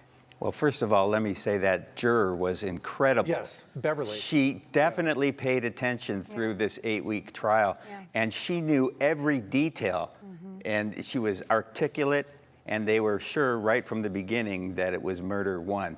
A little bit with another juror where there was some doubt about murder 1, murder 2, but they came around and they got the verdict in about 6 hours, I guess. So really, the defense's argument that they wanted the jury to buy was, 1, she was having an affair, and maybe this guy, Jamie Laird, may have been involved in her death. Well, the thing about Jamie Laird is that he has an iron-tight alibi. His wife was in the hospital giving birth on the day that Maya disappeared, and he was there with her. The other theory that she somehow went. Okay, first of all, she's seen on surveillance tape at 4:45 on January 7th. She goes into the house, and we never see her exit. So the other theory was that she somehow went in the backyard and jumped over a 6-foot wrought iron fence and snuck out of the house, never used her Jeep, never saw her children again, never used her bank accounts again, and just took off because she was tired of the marriage and tired of her children. Well, that's just not true. And the juror really picked up on that Maya would never have left her children. She really doubled down on the day after events were what was key for the jury, in Beverly's opinion, the juror we just heard from. She talked about somebody who's manically texting and on their phone, all of a sudden off their phone for 12 hours and shut it off. It didn't run out of battery. He disappears for 12 hours the day after she was calling an attorney for a divorce. Just all the inconsistencies in his behavior that changed that day were a red flag for the jurors, obviously. Well, when he got back after that 12-hour missing disappearance, dumping the body apparently, when he came back, he told one of the family members that his phone had died. Right. But they were able to figure out from that phone that he had 87% charge on the phone when he turned it off. So, and then the juror pointed out accurately too, you see some video now of the car backing up. His story was that he went to the beach with his 4-year-old son in the car, and we do think the boy was in the car when he took the body to the desert. But his story was he just took that kid at 6 o'clock, 6:30 in the morning to the beach and was there for 12 hours. And she pointed out, the juror pointed out that there was a reposition of the car as he was backing out. So if you're just taking your son to the beach, why do you have to pull forward and back it up into the garage and reposition it, you know? And as you point out, the spell casts, you know, frequent spell casts, and then the day after she disappears, no more spell casts. Now he's switching from May to Jamie on the spell casting. You know, there's just a lot of, but it is all circumstantial evidence. There's no body, there's no weapon, You know, we don't know where the body is. So it was a question a lot of people had as to whether the jury was going to come back with first-degree murder on this. She said that when they went in, so they went in yesterday for about an hour, and then today they met back again, and Beverly said, well, when we did our first vote after lunch, we just did a paper ballot to make it anonymous, and it was unanimous. We all thought that he was guilty of first-degree murder. Yeah, and let's not forget about, you know, the 3 kids in all of this. Yeah. Also, you know, we saw Mary Chris and Richard there. They have custody of those 3 kids now. They have 2 adult children of their own, but they fought for custody of those kids. They had to put on an addition in their home in order to house those 3 kids. The oldest one is now 16, then 15, and 9 years old now. And I understand they are coming around, and you know, they call Richard Dad, and it's been an incredible case all the way around. From the start to now, can you believe it took this long to get here? And did you ever think that we're never going to get a verdict in this, we're never going to get justice? It was a toss-up because the defense did do a good job of saying, listen, they didn't prove she's even dead. They didn't prove a murder weapon. There's no body. How do we know she didn't cross the border into Mexico? She could have crossed the border. People go missing and leave the country all the time.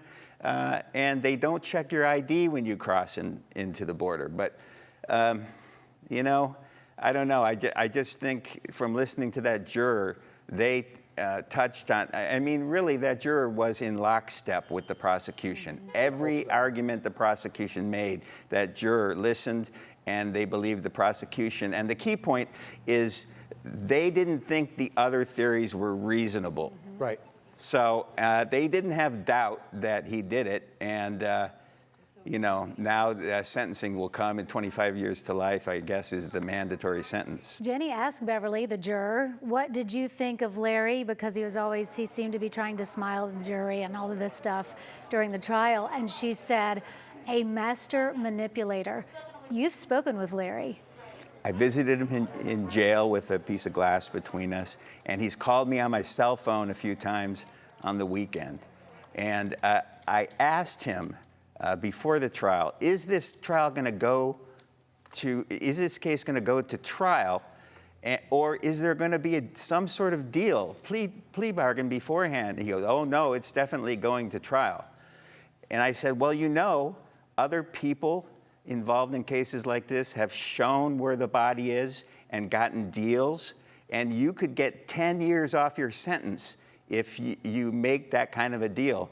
And of course, he wouldn't talk about any of the details of the case, and he just sat there silently, didn't respond to that. So I think it's too late for him to try to get a deal now, because I know the family is desperate to find her body. They searched for months and months, and I don't think he can now flip and show them where the body is and get a lesser sentence, because it's a mandatory sentence of 25 years to life, murder 1. You know, one of the things we talk about a lot in this case is that it's a no-body case. And trying to learn a little bit more about these, they don't go to trial a ton, but when they do, prosecutors get more than 80% of those. They get guilty verdicts. They know that they have to have an extraordinary amount of circumstantial evidence. And that's, Christy Bowles said exactly, it's like circumstantial evidence is evidence, but you have to make sure it's strong enough to get that verdict. And they did. There's a preponderance of evidence here. The things you would have to believe that Maya wasn't murdered, you would have to take some extreme leaps into things that are completely out of character on both sides, that Maya would have all of a sudden disappeared and abandoned her family, and that Larry all of a sudden would stop going after spellcasters, wouldn't be monitoring where his wife is. These things just don't make any sense. Right. I mean, there's a lot to go through in the case. I mean, after the Lexus came back, it's a all-wheel drive Lexus, by the way, so he can go pretty deep into remote areas. When he came back, He wanted, it cleaned. There were scratches on it. That's just another piece of circumstantial evidence. Yep. So much. There's really a lot, and a lot to unpack now after we've heard from a juror especially. Yeah. All right, David Grofton, I know we're going to have you in some later editions of CBS 8 News. Thanks for taking some time. It's good to see you down here. Appreciate you. Please stick around. More coverage of the Millete verdict is coming up when we come back. CBS 8's Weekend Watch is sponsored by Valley View Casino and Hotel. When's your mom going back home? Hello, I'm here.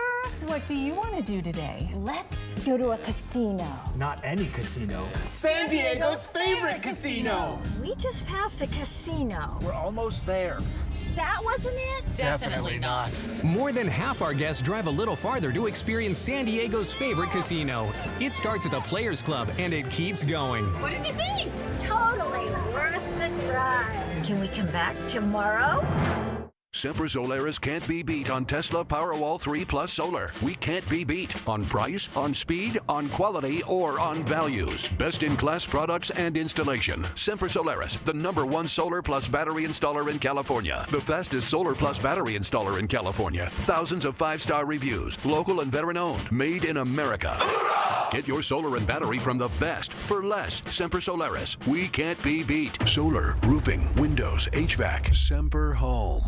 We're Solar's Advantage. And we want to buy your house. We become the #1 trusted home buyer in California. Let us help you with a proven, honest, no-hassle home selling experience with no fees, no commissions, and no repairs. Plus up to $20,000 cash advance. Just visit sellersadvantage.com.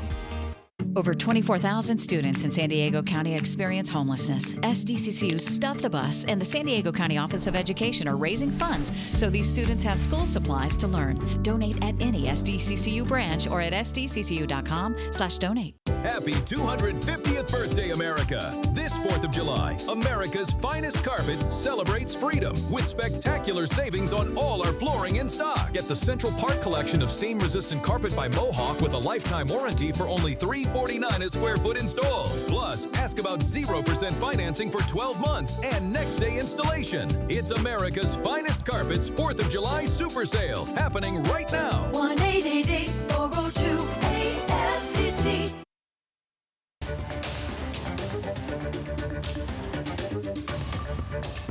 We are following breaking news this afternoon. Welcome back to The 4, everybody. I'm Anna Laurel. I'm Carlo Cicchetto. Larry Millete has been found guilty of first-degree murder in the death of his wife, Maya Millete. We've been talking with our crews. We have several there outside the South Bay Courthouse. Kelly Hezedal has been on this case since the very beginning. She joins us live right now. Hi, Kelly. Yeah, that's right. You know, it's hard to describe what an emotional day it's been here at the courthouse. Just this mix of emotions. There was the tenseness before the verdict came in, and then just the joy for Mary Chris and Maya's family. After that verdict was read, Larry Millete found guilty of first-degree murder. It took the jury just around 6.5 hours to reach that verdict. And as you all have heard, that juror was in lockstep, as David put it, with the prosecution. And she said as well, it was the hours after Maya disappeared that Larry's behavior was so suspicious and just unexplainable. Now, we did hear from Mary Chris a short time ago. She went before the cameras. She's a very shy person, but she has never shied away from talking to the media about her sister. So go ahead and take a listen to some of what she said. From the bottom of my heart and from my entire family, the Tabalanza family, we thank Chrissy Bowles for her hard work for the entire 5 years. Her dedication and her entire team to work on this case. I can't take them enough. And you just imagine the number of sleepless nights they've had for the past 5 years, wondering where Maya is, and then having to deal with all of the legal proceedings. Now, this family has been at the courthouse every single day of this trial. Mary Chris always there, sitting in the front row with her husband Richard, his arm around her, as they've listened to the testimony. And as we all know, some of the testimony has been really difficult for them to hear. But it's been such an emotional journey, and now it's not over. You know, she talked about this is just the first step. The first step took 5 years to get here, but they still need to find Maya's body. Christy Bowles said, you know, we're never giving up. We know for a fact that Maya's family is never going to give up. They're always going to search for her. As David said, that is truly what the family has wanted from the beginning, is just to find her and bring her home. They've also talked about how Larry, they still consider him family, despite how painful all of this has been.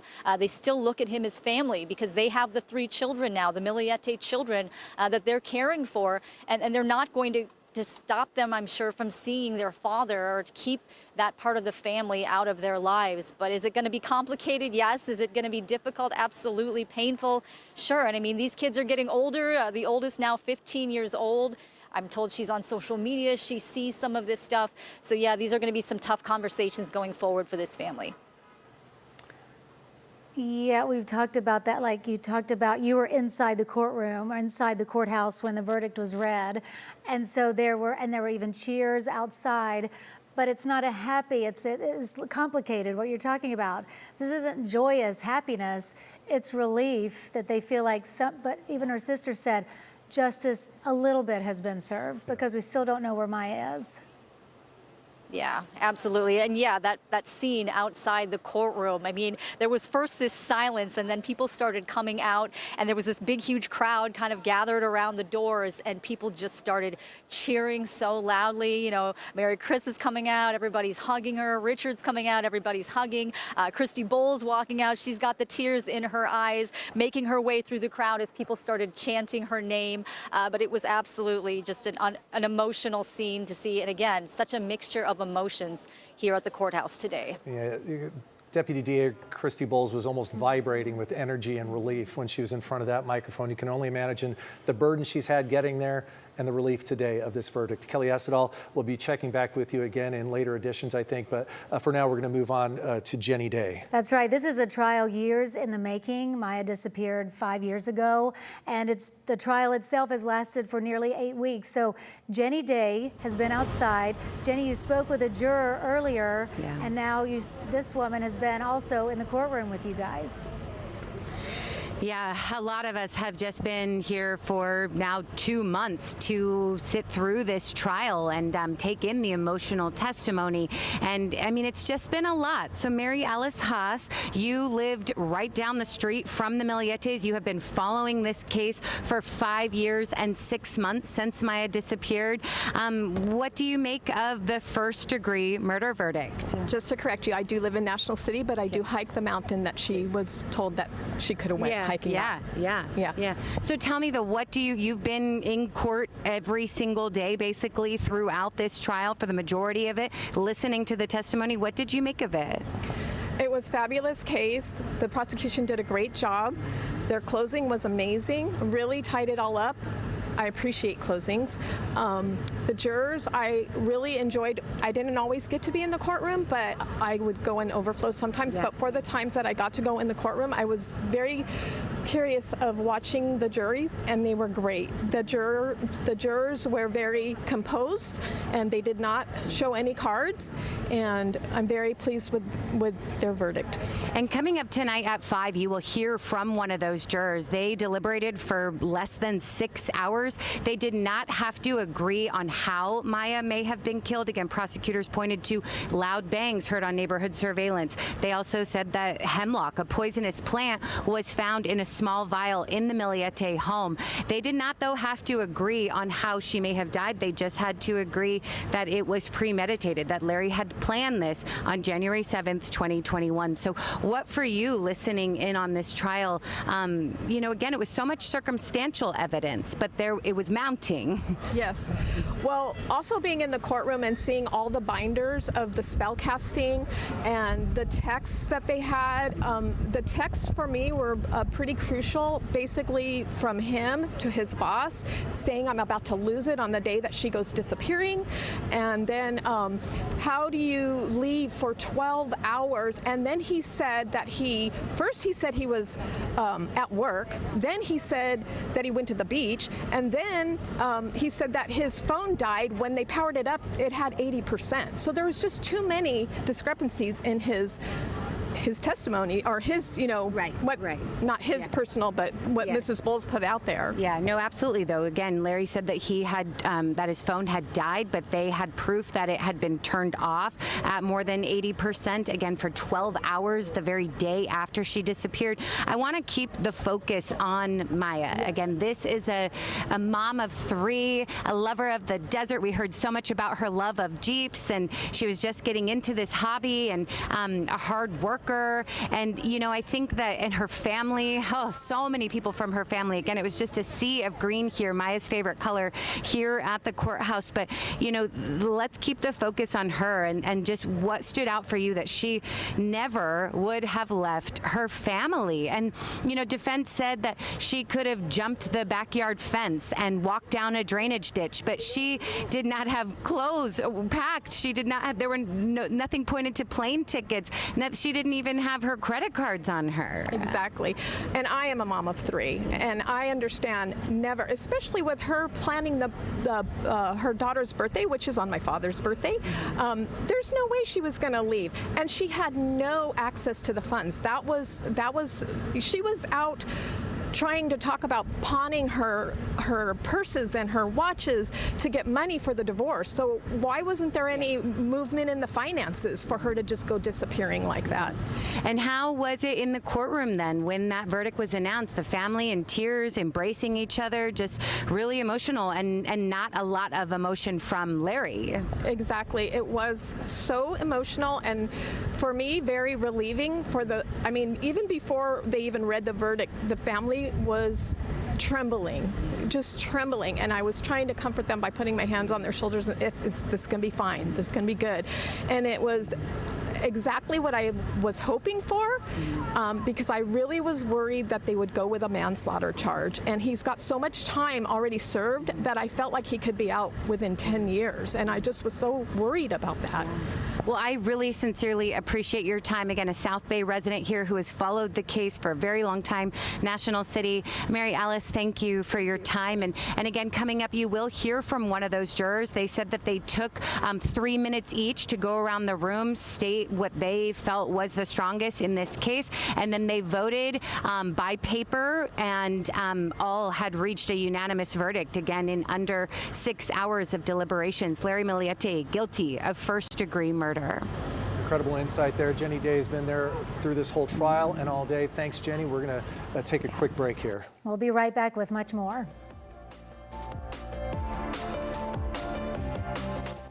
Most homeowners have it somewhere in their house. It's that one bad window. It's drafty, or maybe it sticks or leaks. You'd love to replace it, but think, no company is coming out for just one lousy window. And truthfully, most companies won't. But we're Renewal by Andersen, and we're proud not to be like most companies. We'll replace just one window. Yep, that really terrible one. Here's a one-window customer. Looks great. Oh, and here's one door.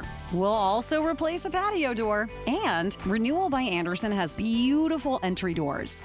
Renewal by Andersen has already helped over 13,600 customers in Greater San Diego. This is why we will not pressure you to replace all your windows. We'll do just the one.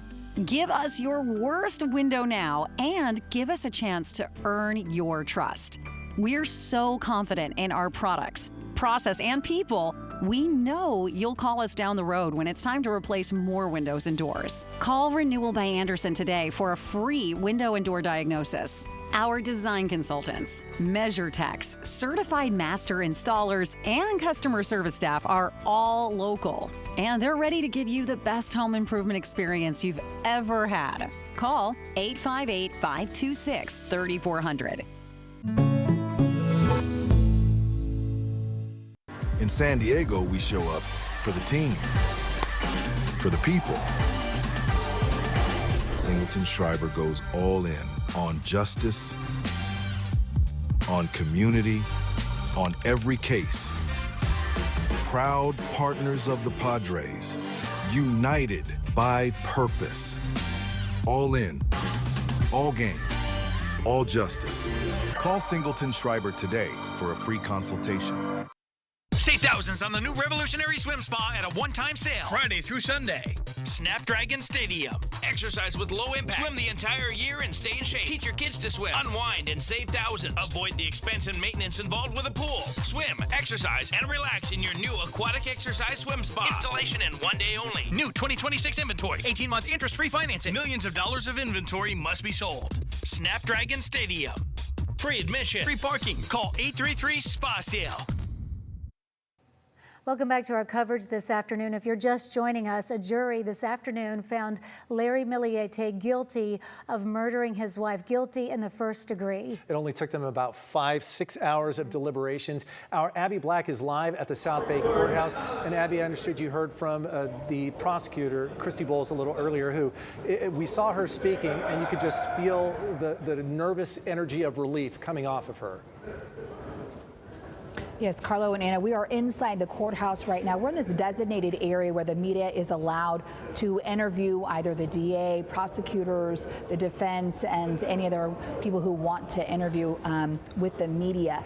Now, this is what is so incredible about this case. I was the one that reached out to Beverly Feldman. She was juror number 3 that gives us remarkable insight into this case.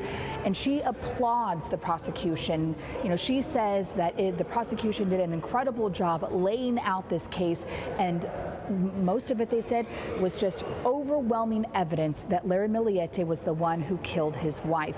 As we heard, over the 8-week period, it was the prosecution who said, you know, argued that this is first-degree murder. Even though there was no body, the murder still happened. They said that prosecutors, you know, never proved, excuse me, that was the defense. They said that the prosecution never proved that Maya was dead and never proved that Larry killed her. But that juror tells us that her body is somewhere, and just because there was no body in this case, they believe that it was Larry Millete who killed his wife. There was evidence that she tried to leave the marriage, that Maya tried to leave the marriage, and described their relationship as abusive, controlling, and even toxic. And the deputy DA tells us that just because there was no body, they were still able to prosecute him and find him guilty of first-degree murder. This case demonstrates that justice does not depend on recovering a victim's body. Circumstantial evidence is evidence, and when it proves beyond a reasonable doubt, the law allows jurors to hold a defendant accountable, which they did. And it was that circumstantial evidence that the juror says that they heavily relied on, and they said it was, again, without a doubt, that it was Larry Millete that killed his wife, Maya Millete. They said, you know, when his phone went dark, they couldn't prove where he went. The spellcasters, the hemlock, all of this mounting evidence, although circumstantial, they knew it was him that killed his wife, and the deputy DA is applauding her team as well, and, you know, pouring her love and support out for the family as well. All right, Abby Black, thank you so much. Thank you for reaching out to Beverly for us so we could get her on the air. She gave us some incredible insight and perspective on this. Absolutely. Thanks, Abby. All right, we're joined again by our David Goffredson, our former News 8 investigative reporter here, this is such a big deal, you had to come back. Yes. I want to look back over at the defense side of it a little bit. Larry did not take the stand, and I personally believe that he would have done good on the stand, because when you talk to him, he's very soft-spoken, he doesn't get upset, but he decided to not take the stand. In fact, in the closing arguments, the defense referred to him as a big puppy dog, and then also alleged that he was the one being abused by Maya Millete because she was lying, she was gaslighting him, lying about the affair, saying that she didn't have an affair, and this drove him into a frenzy of spell casting. And they really tried to paint him as a human being. But, and of course, there is no body, no method of murder, no weapon identified, all circumstantial case. But in the end, the jury said that that circumstance was the most reasonable, the only reasonable thing that happened to her. Because if they had come up with another theory that they thought was reasonable, you have to go to the theory that points to innocence. So they only had one reasonable theory of what happened to her, and that was Larry killed her. You know, and you talk about, well, she tried to paint him as a human, as a big puppy dog, but that juror, Beverly, that we heard from, when Jenny Day asked her, what did you think of Larry? You sat beside him all these weeks and watched him through all of this testimony. She said, a master manipulator. Yes, the prosecution referred to him as a narcissist during their closing. And that juror really paid attention to everything. She articulated everything, the key points of the trial. And I think one of the key points is that he was gone for 12 hours and he turned off his phone. The juror also expressed a lot of doubt and said that the defense, their theories, they just didn't bring it with any kind of real evidence. The investigator they brought to propose this theory that she jumped a fence and ran down this aqueduct or this water duct to escape in the middle of the night. They asked him, did you do it at night? No. They asked him a couple of other things, and he seemed unprepared. So that, for the jury, was an alarming thing. They were, how do we buy this theory when you guys don't even have it fully fleshed out? They just weren't buying any of the theories presented. They found big holes in the defense's arguments. Yes, and the circumstantial evidence pointed to the fact that she was ready this time to get a divorce, and she had an appointment the very next day, and that apparently was enough for them, and all this other circumstantial evidence that they presented. David, I want to talk about back when Maya was first reported missing. That's when you started covering the story. Did you know then something was wrong, or were you just thought a missing mother at first? I think the husband, Larry, was always a suspect from the get-go on this. And another piece of circumstantial evidence is that he never participated in any of the searches. And these were massive searches, a lot of volunteers all over the county. His behavior certainly raised a lot of flags from the start, and then we found out even more. Just, we didn't know at the start about the fact that his phone was off for hours, that he was gone for 12 hours, that there were 440 miles missing on his vehicle, basically, of how he accounted for his time in space. There were just so many things that just, when you built them up, you could come to no other conclusion. Right, and one of the things that the defense brought up was that this hemlock that was found in a vial was not found until 9 months after she went missing. And so they were pointing to that and saying, well, how come they didn't find it in the earlier searches? And well, we're gonna stop you right there. We're gonna step aside for a minute. We're running out of time, but we have more news coming up next on CBS 8 News Live at 5. CBS 8 Mornings keeps you prepared for whatever the day brings. This just in. So many hot button topics to discuss. Start with the team you trust on CBS 8 Mornings. Weekdays starting at 4:30 a.m. Closed captioning sponsored by ASI, the White Glove Guys. Clogged drain. When we clear it, your wrinkles will disappear. Oh, brother. I'm Doug. And I'm Damon, and we want to buy your house. We've been buying homes for over 30 years, and Sellers Advantage has become the #1 trusted home buyer in California. Whether you've inherited a home, have financial constraints, or just want the convenience of a fast and easy sale, we'll give you a fair cash offer with no fees, no commissions, and no repairs. Let us help you with a proven, honest, no-hassle home selling experience to close on your schedule. Plus, up to $20,000 cash advance to help you move forward with confidence. Call now or visit sellersadvantage.com. Trusted since 1950, Sid's Carpet Barn is San Diego's undisputed flooring leader, carrying a huge selection of high-end flooring and durable, economical flooring, all at the lowest prices in town. Visit sidscarpet.com. Come on down, come on down. Yeah! This July, it's time to declare independence from high energy bills. American Vision Windows is helping you celebrate with our biggest savings of the summer. Take $1,776 off your new windows and enjoy the comfort, energy efficiency, and curb appeal that come with an upgrade built for California homes. Quality workmanship, award-winning service, and unbeatable value. Call, connect with us online, or visit an American Vision showroom today. Remember to defrost the chicken? Oh, I didn't. I'm so sorry. Oh, that's all right. I guess there...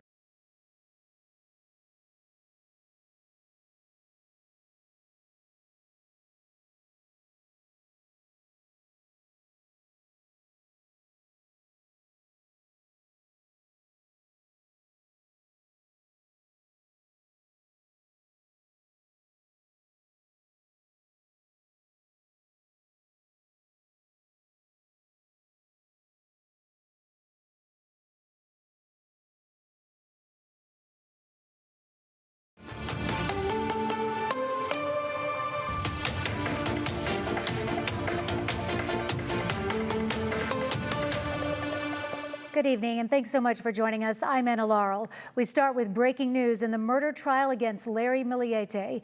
Larry Millete found guilty of first-degree premeditated murder in the killing of his wife, Maya Millete.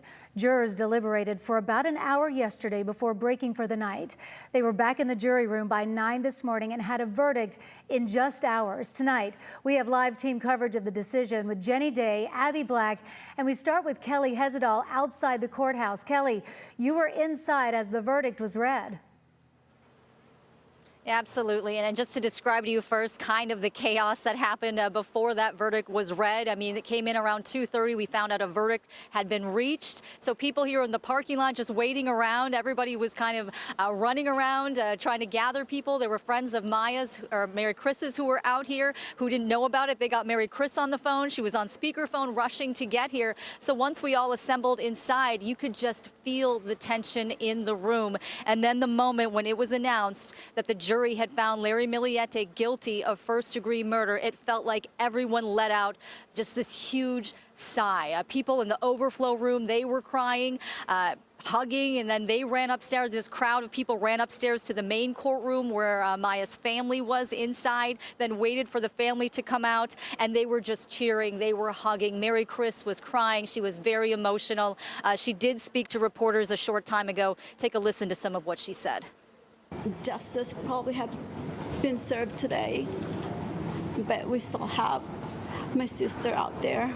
We still have a second step to go through. We still have to bring my sister home, to bring her to her 3 children that's been waiting for her for 5 years. And we still ask the public for help. Maybe,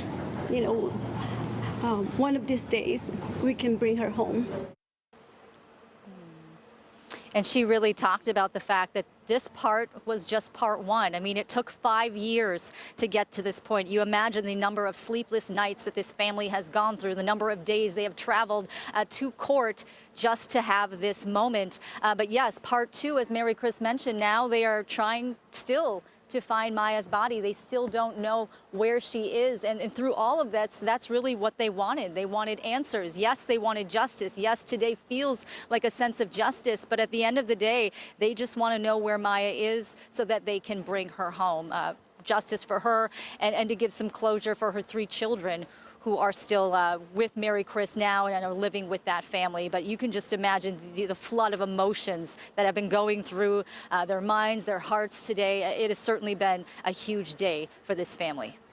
Yes, they feel like justice has started, but it is not over yet until Maya is home. Kelly Hezedal, thanks so much for your work on this. A nearly 8-week trial, years in the making. Thanks so much. Now let's turn to News 8's Jenny Day. Jenny, you spoke with one of the jurors as she was leaving the courthouse. She gave us incredible insight and perspective on this. There she is with you now, Beverly. I know. I am so appreciative, Beverly, for your time. You have been one of the jurors sitting through this 2-month-long trial.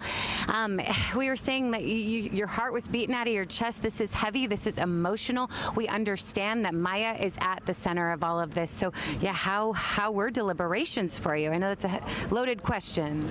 Well, we took very seriously not to discuss it amongst ourselves, not to do any research, and we 100% kept to that. It wasn't until yesterday when we went into the jury room that we first found out through a 3-minute each juror had to what do they think, that we found out that there is a consensus already that he's guilty, but we didn't know what level. And it was amazing how much each juror paid attention, 100%. We all took this very seriously.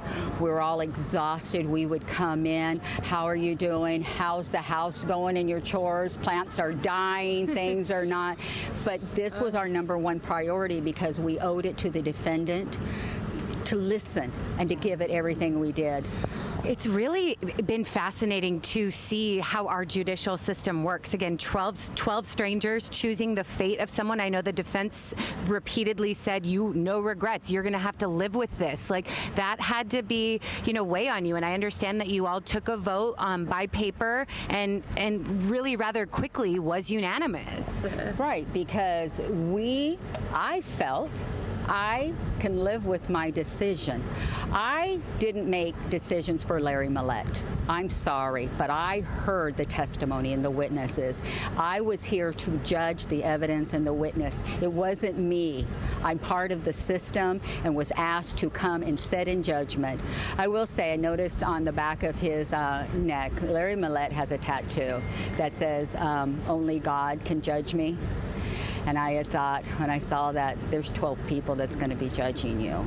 And it's a heavy thing, because I am not God. I do not want to be in the position to judge anybody, but this is our system, and this is how we do it. And no, I can sleep at night. I listen to everything. I listen to the prosecution. I listen to the defense, gruelingly, painfully taking it on day after day as we saw each other. And no regrets. I wish May was still here. There was a lot of red flags along the way that we could see, and every red flag was missed, and now May's gone. I know. Again, this beautiful Chula Vista mother of 3, and they are a religious family, like you mentioned, Larry's tattoo, and we spoke with Larry's mother and father as they were leaving the courtroom today, saying that only Jesus knows, and that was really the only statement from Larry's side of the family. What did you make of his demeanor throughout this case? I think he's a master manipulator. And I think that he thought that he could get away with this too. We saw what he did with the family, May's family, and the excessive calls, what he did to Genesis. And they finally had to tell him, Larry, we've got jobs, we got families, just excessive. And then when the Wiccans, he even put a stop to him. That it was just, he wanted his way, 100%, and I think he got his way. He has May. Yeah, and again, he was sending up to 400 requests, 4 spells to be cast the day before that she disappeared. And then they completely stopped January 8th, 2021. Not a single other request. And then January 9th, the spells turned to hexing her affair partner, Jamie Lair. Yeah, there was extra hexes, and so he asked them, hey, the extra hexes, put it on Jamie Lair. And so, I mean, we knew that he had, like I said, the means, the motive, and the opportunity. January 8th, he was out for 12 hours. 12 hours is enough time, in our opinion, to have taken and disposed of the body. How much time before 6:30 in the morning when he left? Did she die from, her last email?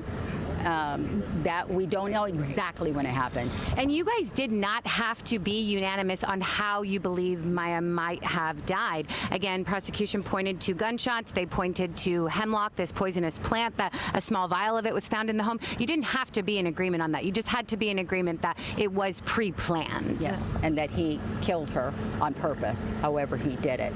Yes, and that's what we were tasked to do. And we could see that, yes, he had the means, the motive, and the opportunity to do that. What parts of it did you struggle with? Like, even not having surveillance showing him driving out to the desert to dump her body. Again, that footage was not requested until 7 months after she disappeared. What parts of the case did you struggle with, perhaps?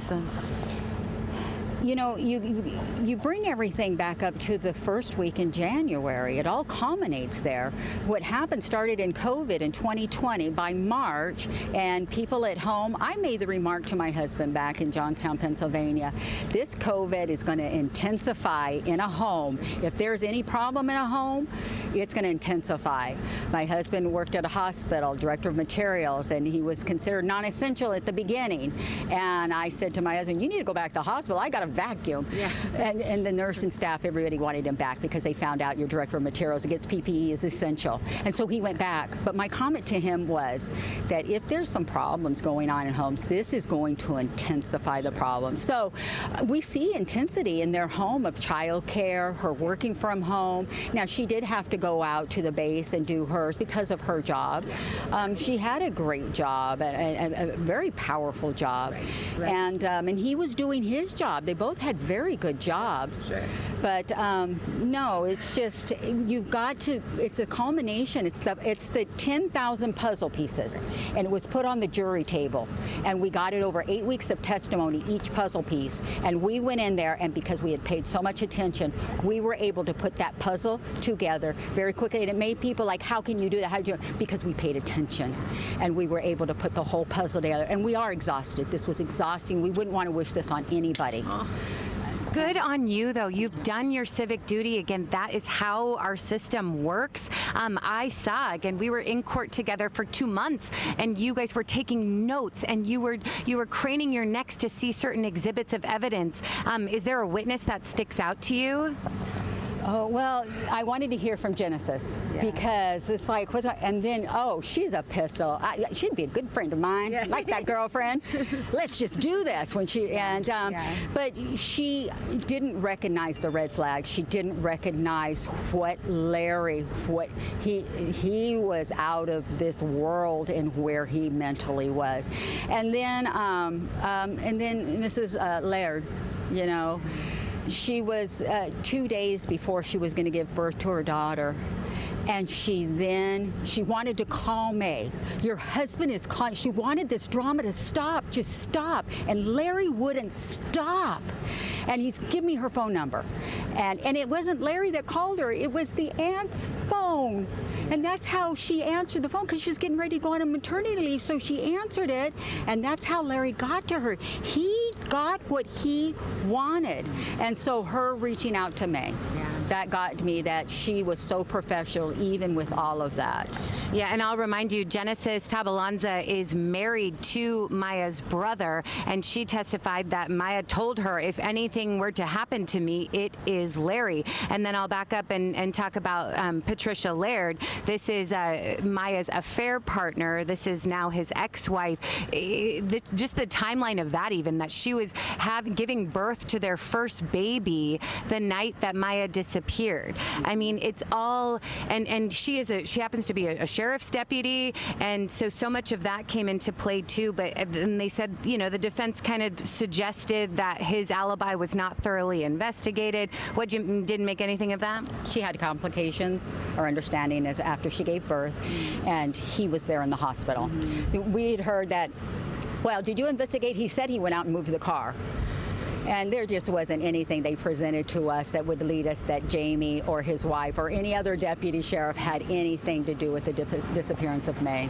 What did you make of Maya's family? They've been in court day in and day out. I should mention Larry's as well. It was a sea of green today, Maya's favorite color. A mother of 3 who they say would have never left her children. It was very hard because we couldn't let them know, because it wasn't our duty to give them any wink and nod, nor with Larry's family of what was going.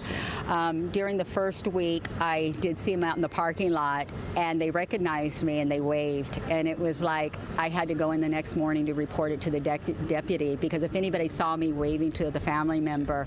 And so I am appreciative that the family stopped engaging with us jurors, because it wasn't our place to engage. So I ignored them because my job was to listen to the evidence and the witnesses. You were incredibly professional through all of it. I mean, again, each of you just taking the time to take notes and just so thoroughly, just take the case so seriously.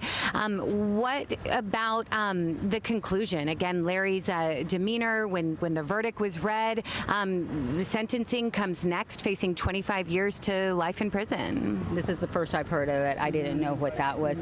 I didn't see Larry. They had at the first week positioned monitors and a podium, and so every once in a while he would peek around and I would see him, or coming into the courtroom.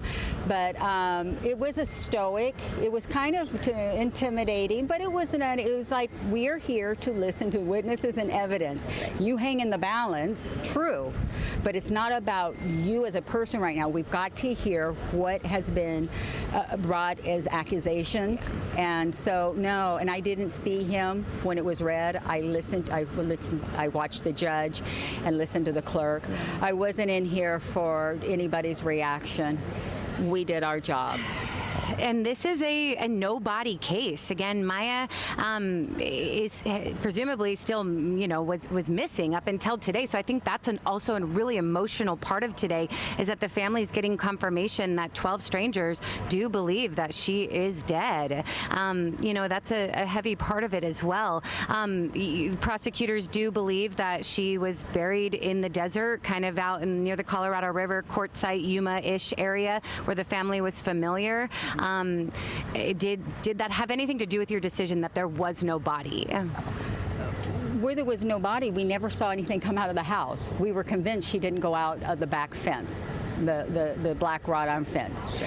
And there was no evidence that she came out the front door, went to the side, to the right or left. There was cameras. Zero evidence of her ever leaving, except for on January the 8th at 6:30-ish in the morning, when he backs that out, starts at 6:01, it's all there in the record, and then he pulls away and he's gone for approximately 12 hours. We think he took her in that vehicle, the Lexus, and he knows where he's left her.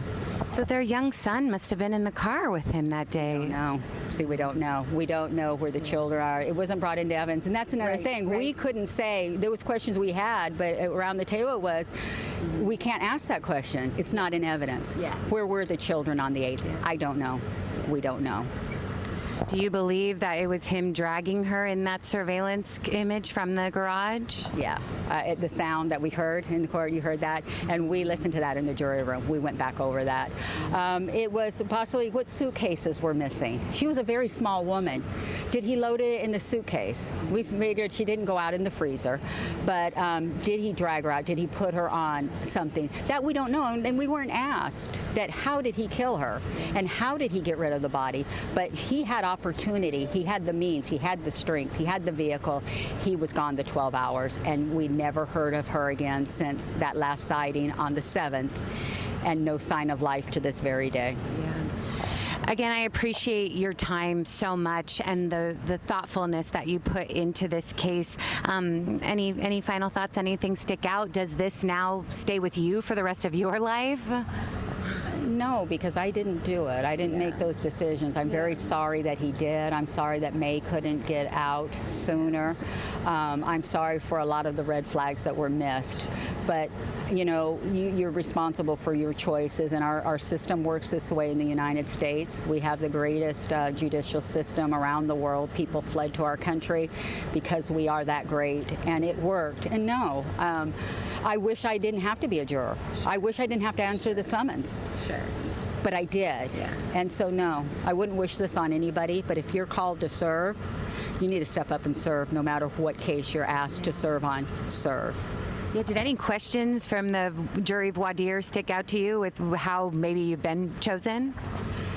I was talking to a juror and giving my background, business background, different ones, and he had stopped me. He says, Beverly, that's why you were chosen. It's your background. So we know that they went, I hope it's under seal. Yeah. I prefer it to stay that way. Well, we will do that. Yeah. Beverly Feldman, one of the jurors here in the Larry Millete murder trial, again convicted of first-degree murder. Appreciate your time so much. Thank you. Thank you. Guys, back to you. Well, one of the most unique and important aspects of the United States justice system is the right to have ordinary citizens, your peers, decide a person's guilt or innocence through a jury trial, and we just heard from Beverly that she and her fellow jurors took that job seriously. Thank you so much, ladies. Okay, let's turn now to News 8's Abby Black. Abby, San Diego County District Attorney Summer Stephan shared a statement after the verdict. This was a trial really years in the making, and it's taken weeks now to come to this conclusion.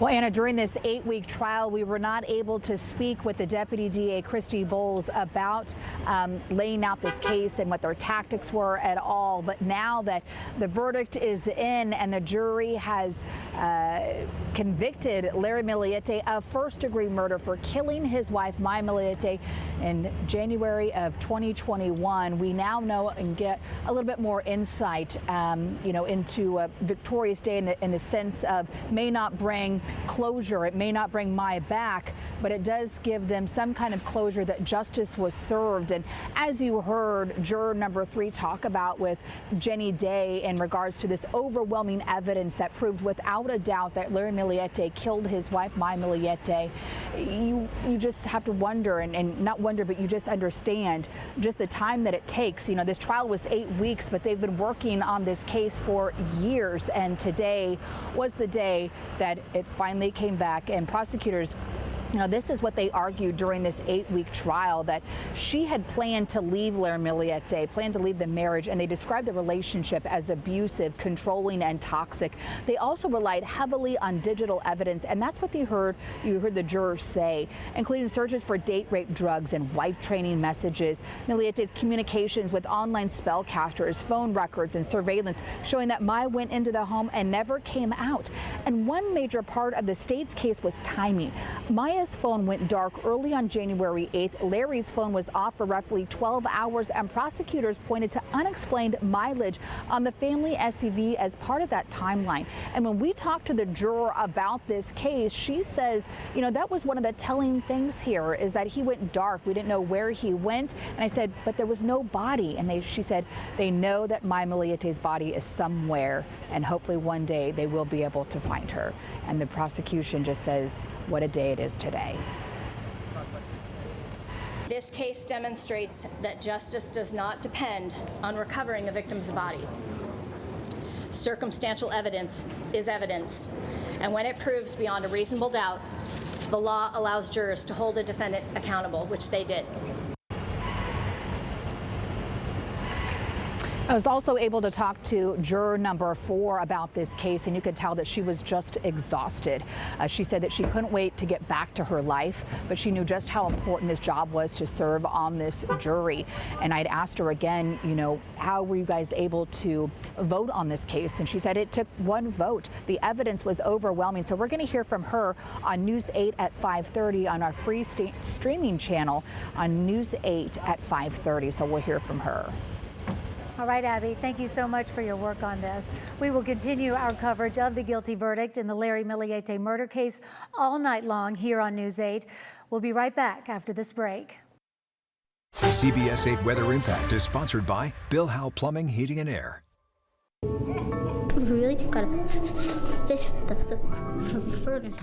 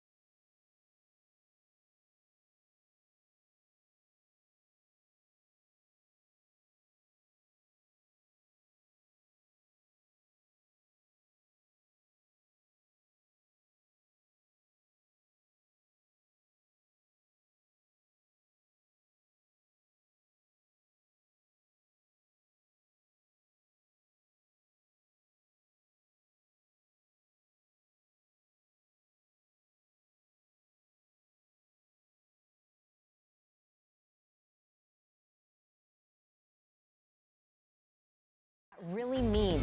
It means we're here to help you every single day.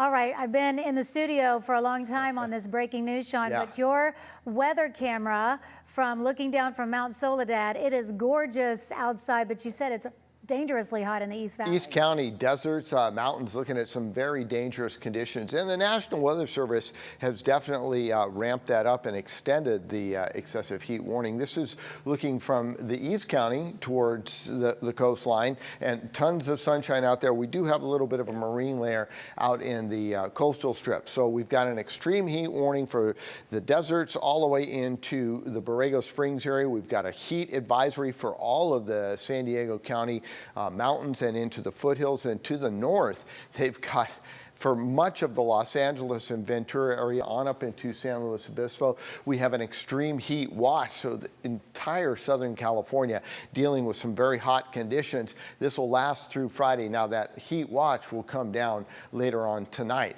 Looking at the mountain current temperatures, we're in the mid 80s. You come into the foothills, still the mid 80s. So keep in mind, we're talking about here 5:30 at night and we're still in the 80s. Coastline though has been seeing some very nice conditions, a good steady sea breeze. And look how hot it is still out in the deserts, 112. They were into the 116, 117 range, hence the extreme heat warning. As Anna said, beautiful from Mount Soledad, looking along the Mission Bay area here. This is looking down the slope into Pacific Beach, 70 degrees right now, and a southwest wind at 6 with that onshore flow. That's why things are staying so pleasant. High pressure is the dominant feature, continues to expand and grow. But as it shifts towards the Four Corners region, it's going to start to pick up some moisture out of the Sea of Cortez and along mainland Mexico. It's going to start to pump that into Southern California. So we could see some monsoonal moisture making its way into Southern California. Now, we won't see any thunderstorms over the coastal strip all the way through into this forecast, but it's the mountains and deserts where things will start to actually fall as precipitation. But we will have some humid conditions over the weekend from the coast to the inland valleys. We keep the weather impact in place through Saturday because of the chance of thunderstorms, and it will still be very hot, but we will cool down a little bit. 105 by the time we get to Sunday, and then another shot of some of that monsoonal moisture coming in at the end of this 7-day forecast. But keep this in mind as we move into the weekend, thunderstorms possible over the mountains. That's a look at your weather. All right, Sean Stiles, thanks so much. And coming up, we have more on the guilty verdict in the Larry Millete trial coming up on News 8 at 6.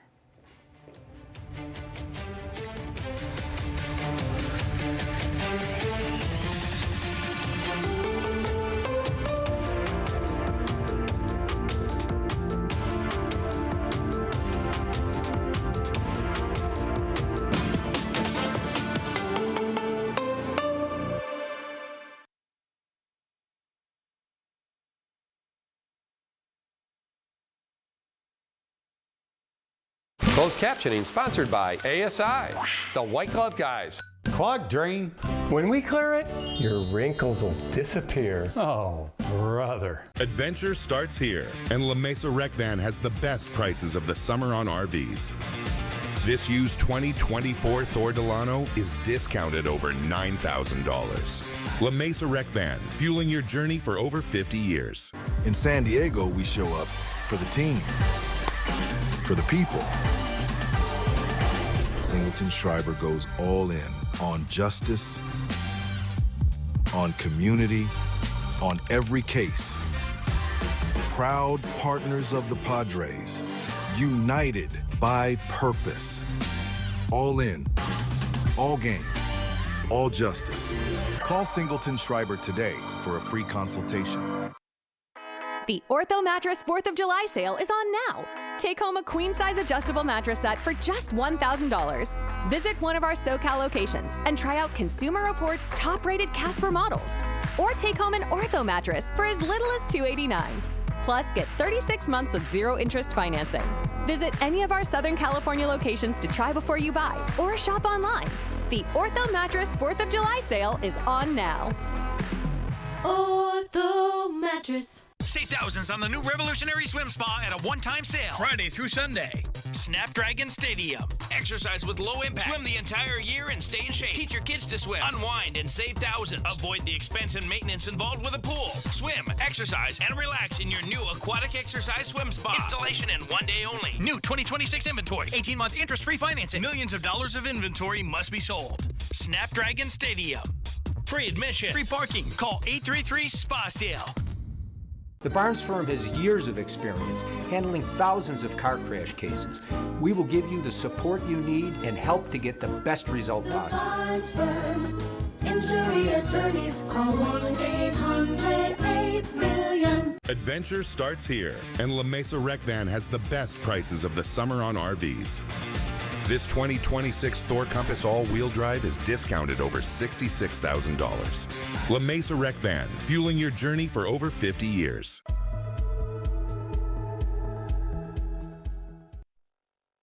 Good to be with you. I'm Tony DeCopo. The breaking news right now. For the first time tonight, we're hearing from the roommate of the man accused of killing Charlie Kirk. Describe the moments that followed. I just asked him in person if what he said was true the night before, and he said it was. He started crying a little bit and said he wishes he hadn't done it. Also breaking tonight, flooding emergency. Another deluge on the East Coast tonight after heavy thunderstorms, roads and highways underwater for the second time this week. Rob Marciano with what's next in the forecast, and will there be a break? Graham Plattner dropping out of that critical U.S. Senate race in Maine, sending Democrats scrambling to find a replacement. After all the accusations, why didn't they see this coming? We believe that for the movement to continue, it can't be made. It's been busy since the count. And the striking Viking, everything you need to know about the 6'5" star of this year's World Cup, Norway's Erling Haaland. Why are people so into him? And the good stuff tonight, the list is out, the new food that will be served at the Iowa State Fair.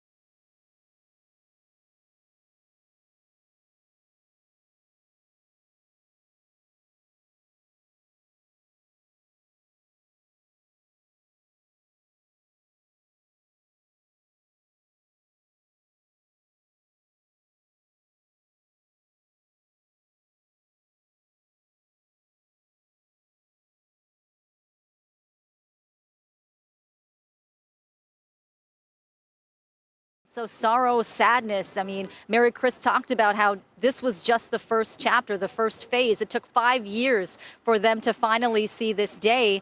And now the next chapter is actually finding Maya's body. They will never give up. That is all they want, is to find Maya's body and to bring her home, and to also to give the children, her 3 children, a sense of closure as well. So you can imagine just the wave of emotions that's going through them tonight. They've been here every single step of the legal proceedings, every single day here at the courthouse for this nearly 8-week trial, listening to some very painful testimony, having to basically relive the past 5 years all over again, all of the searches, just everything that they have been through, just kind of culminated to this moment today.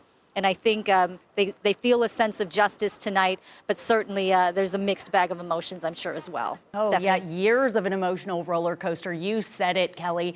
And now the next phase as well, not only hopefully finding Maya's body, but also thinking of their 3 children, of course, with Mary Chris. So our thoughts are with them tonight. And Kelly, we know you've just done phenomenal work over the years. Were you surprised personally after everything you've seen in the courtroom about this verdict? So I was shocked that it came back as fast as it did. And, you know, there was a part of, I'm sure, myself that was a little hopeful that it was going to be a guilty verdict, but you just never knew. I mean, the defense delivered a very strong closing argument yesterday. They were able to poke holes in all kinds of things, and it kind of worried a lot of people. You know, no one was really sure how it was going to go today. Defense attorneys told me, yeah, when the jury comes back quickly, it could go either way. Yeah, sometimes it leans to the prosecution, sometimes to the defense. So we weren't really sure, but I think a lot of people were hopeful going into that courtroom that it meant the jurors were all on the same page and that it was a guilty verdict. Yeah, and a shock to everyone that the verdict came down today. We thought it was going to be sometime next week. All right, Kelly, thank you so much. Great job. We go now to our Jenny Day, and Jenny's been there all day as well at the Chula Vista Courthouse. Jenny, you spoke with one of the jurors earlier, Beverly Feldman, and she called Larry a master manipulator. What do you think she meant by that? That's right. She referred to him multiple times as a master manipulator, saying he knew exactly what he was doing to Maya for that year prior to her disappearance. He knew what he was doing in court, standing up, smiling day in and day out as jurors made their way in and out of the courtroom. Yeah, she called him a master manipulator, but no more. The prosecution even saying that Maya had finally herself gotten a voice in all of this, and the defendant silenced it. They went on to say that he should not be rewarded for successfully burying a body. That's actually what the prosecutors pointed to, this being first-degree murder, not second or involuntary manslaughter or voluntary manslaughter, because they say he planned this so well. That is why we have not found Maya's body. You know, the state, the county, she has not even been declared dead. So this has just been so emotional for the family, for all involved. This case has just gripped our community. And so I think for it to be so final, to have this verdict, first-degree murder. Again, I did speak with one of the jurors. They said that once they got into those deliberations, again, just yesterday, they talked for under 6 hours deliberating this case. The prosecution took nearly 8 weeks to present their case, brought 67 witnesses forward, and the defense took just 1 day for their argument, calling just 3 witnesses, saying that dogs that have been trained to detect human remains never got a hit, and that it is possible that Maya could have left the home on their own. The juror telling me that is just ridiculous. She would have had to hop the fence, walk down a drainage ditch. All of the circumstantial evidence was just too damning. So again, after they got into the deliberation room yesterday, following closing arguments, they said that each juror went around, spoke for 3 minutes. They timed themselves talking about what evidence stood out the most to them, and then they voted privately on paper, and they all immediately had reached a unanimous decision. They did talk and consider other things. They each presented their case, things that maybe, felt really confident in, and then the other things that they kind of wanted to talk further out and challenge. She told me that they rewatched the surveillance image from Larry. This is where they believe that Larry is loading Maya's body into his vehicle and taking her out to the desert. Again, 444 miles unaccounted for on the car, 12 hours without his cell phone. They were even able to prove that he said his phone was dead, but it was powered off at more than 80% battery. So they just said too much circumstantial evidence, just one after the other, led them to their case. Listen to that juror now. When you look at that week of January, you've got to look at January 4th through January 9th.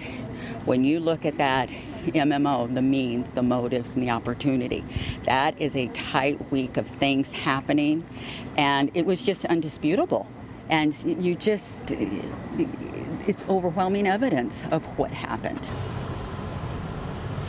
And the jurors actually did not have to reach a conclusion, be on the same page with how they believed Maya died. They just had to be in agreement that they believed that it was pre-planned, that Larry, again, this was premeditated first-degree murder. Some may believe that she was shot. There were loud bangs heard on neighborhood surveillance. And then there was also a small vial of hemlock, which is a poisonous plant that is found here in San Diego County. Prosecutors pointed to it's even found near where Larry worked.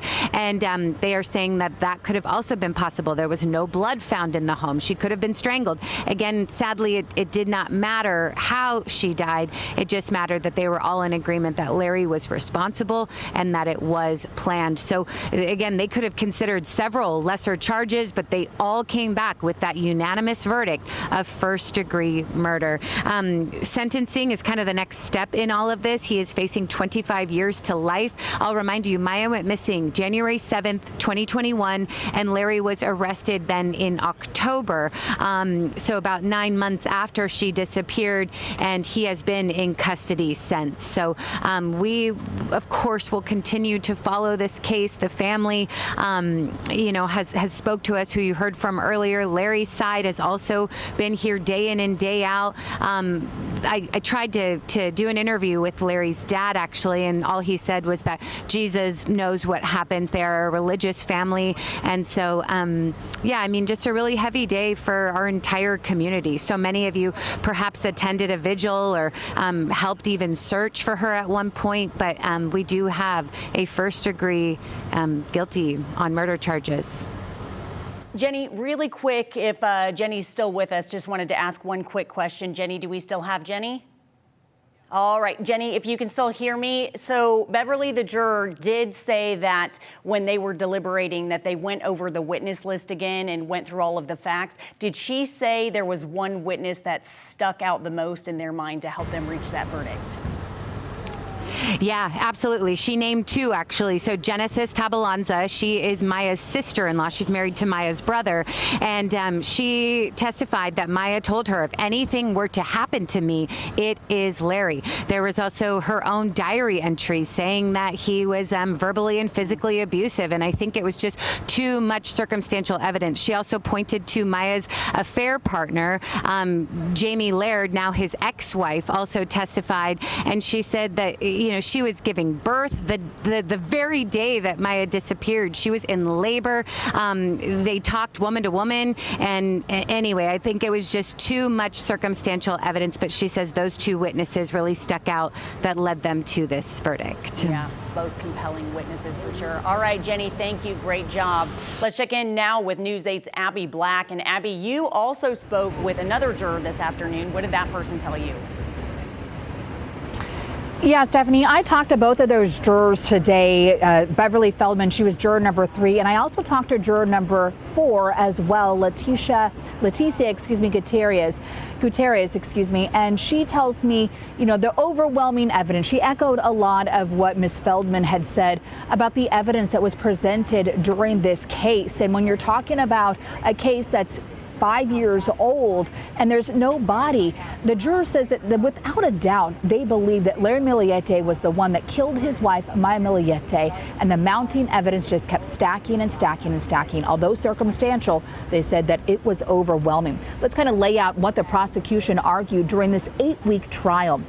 Prosecutors said that Larry Millete killed Maya after learning that she planned to leave the marriage, and they described the relationship as abusive, controlling, and toxic. They also relied heavily on digital evidence, including searches for date rape drugs and wife training messages. Larry's communications with online spellcasters, phone records, and surveillance video showing that Maya went into the home and never came out. Again, both of those jurors tell me that this was just this mounting circumstantial evidence that they just, strongly believed. And it only took the jury one vote when they were deliberating for these past 2 days, but about 6.5 hours for total. They only took one vote, and they all voted unanimously that he was guilty of first-degree murder. And when I asked juror number 4, there was no body, she tells me exactly why they believed without a doubt that he did that. That he was gone. That those 11 hours, 20 minutes, nobody knew where he was. That was part of it.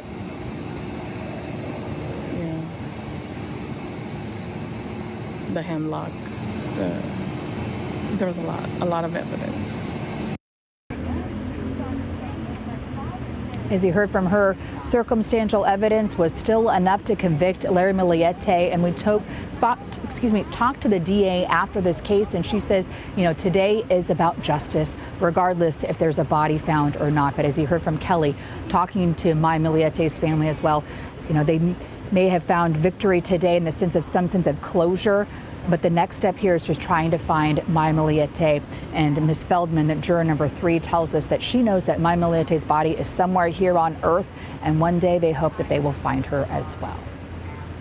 All right, Abby, thank you for that. And joining me now is criminal defense attorney and legal expert Gretchen Von Helms. Gretchen, thank you so much for being with us. So let's talk about the verdict itself first. So we had weeks and weeks of testimony and then just about 6.5 hours for deliberations. Were you surprised with that very quick timeline? What does that say in and of itself? The quick timeline is usually a very quick guilty verdict. You would think that they need more time to talk about it and say, I have this doubt, I have this doubt. And so that quick verdict, I was thinking that they had convicted.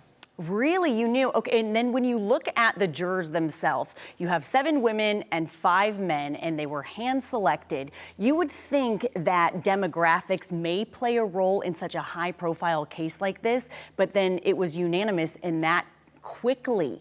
Were you surprised by that?